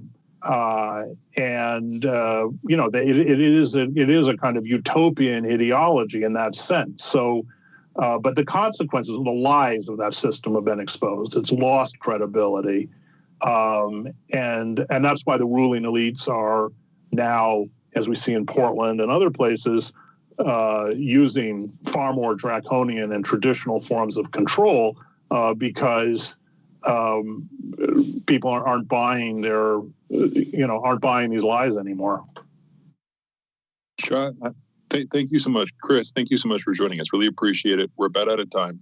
For everybody who's been listening, you've been listening to the voice of Chris Hedges, Pulitzer Prize-winning journalist, author of 11 books, including several New York Times bestsellers, also the host of On Contact, airing on RT America. You can follow Chris on Twitter at Chris Lynn Hedges. That's ChrisLynnHedges. Chris Lynn Hedges. Thanks again for joining us, Chris. Thank you. All right. We are good to go. We're out here. Yeah, thank you again for that. Excellent. And we're back. Yeah, love Chris Hedges, man. He is Love that interview. I have multiple books of his. There was one talking about war, like what it's like to be in a war zone and those type of things. There's another one, I think, America Defiant Farewell Tour or something to that effect. No, he's gotten more gloomy as he's gotten older. But from his point of view, you can kind of He understand has, why. but no. Inveterate journalist working back in Occupy. We didn't talk about Occupy really, but also Presbyterian, son of a Presbyterian minister. Just an interesting figure to talk to. So yeah, great interview. Would love to have him back on as soon as we can. We're going to have to close it out though. We're going to be back tomorrow. Great show today. Thanks everybody for listening. You've been listening to Fault Lines with Jamarl Thomas and Shane Stranahan. Have a good day, folks. Guys, as always, thank you for joining us for the show Fault Lines with Thomas and Stranahan. Yeah, I've always enjoyed Chris Hedges as a guest. Also, Liam is a really good guest too. The gentleman from Lebanon. He gives insight in a way that we don't necessarily have access to it because we don't necessarily live there. He does. And so he's enmeshed in the politics of it. So I want to thank all of the guests for coming on today. Alexander Mercouris, especially with UK politics. UK politics, I love it. It's a guilty pleasure of mine. I don't live there, so I can deal with it almost like as a third person thing, even though I feel like I'm intellectually connected with it. Marcus Will. So Tulsi killed Harris. Bernie made sure Biden became the nominee. Biden picks Harris as a VP. Bernie will attempt to revitalize Biden-Harris ticket. Yes, unfortunately. In fact, the saddest event is going to take place when Sanders goes out and says, this is going to be the most progressive presidency in history. And then turns and weeps. Just a single tear. Wesley Walker Jr., Biden and Harris, a whelp. Whelp is right, Wesley. With all the promise that we had going into 2020 campaign, with all of the potential that was there in regards to what we could get accomplished as a group and as a team. And I'm talking about basically people being on the same page and saying, yeah, 88% of us want Medicare for all, let's do that. Over 70% of us want to get college schools being free of charge, not to mention getting rid of student debt. Yes, let's do that. Meaning the moment that you get policy where you have all of these people basically on the same page of that policy, then the thought becomes, let's get this working. The key here, though, is the presidency is not necessarily governed by policy. It may be governed by a narrative. It may be governed by an argument that is being made. But that doesn't necessarily mean policy. The public has gone without getting policy for a very, very long time. It can go without getting what it gets, or what's in his head, or the public's head, gets into this notion of whether or not Donald Trump is just so over the top bad as president of the United States that it doesn't really matter who else is on the other side, that it doesn't really matter if you agree with the policies or disagree with the policies. It becomes just that much more important to get rid of the guy. And I think that is one of the saddest places to be in politics, because those things aren't delinked. If you're pushing for policy that has 88% Democratic support and 70% public support, that is a damn popular policy. And every Democratic instrument, and I don't mean this from the standpoint of the party, I just mean democratic in the sense that people coming together and saying this is what we want. You can't argue that you have a democratic country if the country is saying we want this, and this. And the political space that's supposed to deliver that and supposed to attend to the needs of the public says we don't care. And Joe Biden would even go further and say, go vote for the other guy. Go vote for the other guy. Look, the premise that have taken on where lefties just fold themselves in as a political abuse, the political equivalent of a battered wife with regards to the Democratic Party, meaning you would back that party, they would talk about you, they would go so far as to want to tank it for Trump in order to prevent you from winning. They would call you all sorts of names in the book, compare you even to Trump supporters, and then have every expectation in the world that you're supposed to vote for their candidate, despite the fact that they weren't willing to vote for yours. You believe that going along with a 40, 50-year policy of this has gotten you good ends. What I believe, it's gotten you taken advantage of. And that they've gotten so accustomed and so, at this point, just almost as a basis of reality, that you would vote for anybody they pick up as long as it has a D on their name. It could be a ham sandwich. It could be a turkey sandwich. It could be whatever. As long as it's not a Republican, you have a large number of Democrats that would vote for it, even if the policies were pretty much similar. I want policy accomplished. I don't care about the parties. What I want is Medicare for all. I want to ensure that people can get health care. I want to ensure that people can go to school. I want people to be able to live a decent life without somebody always trying to hit them in the head and reach into their pocket and take their wallet. And we can do that. Those things are just actually a choice. We just choose wrong. And oftentimes we choose out of fear. That needs to change. If that is not known now, it would never be known. Understand your situation. You finally got it publicly clear that your policies are favored by the public. And despite that, they still can tell you, go kick rocks. When do you ever believe you're going to get your policies accomplished if you can get 88% support and they still can tell you to go fuck yourself? And if that is true, then maybe you're doing something wrong. And perhaps that doing something wrong is just backing any random Democrat as opposed to functioning in the best interest of policy. Like, share,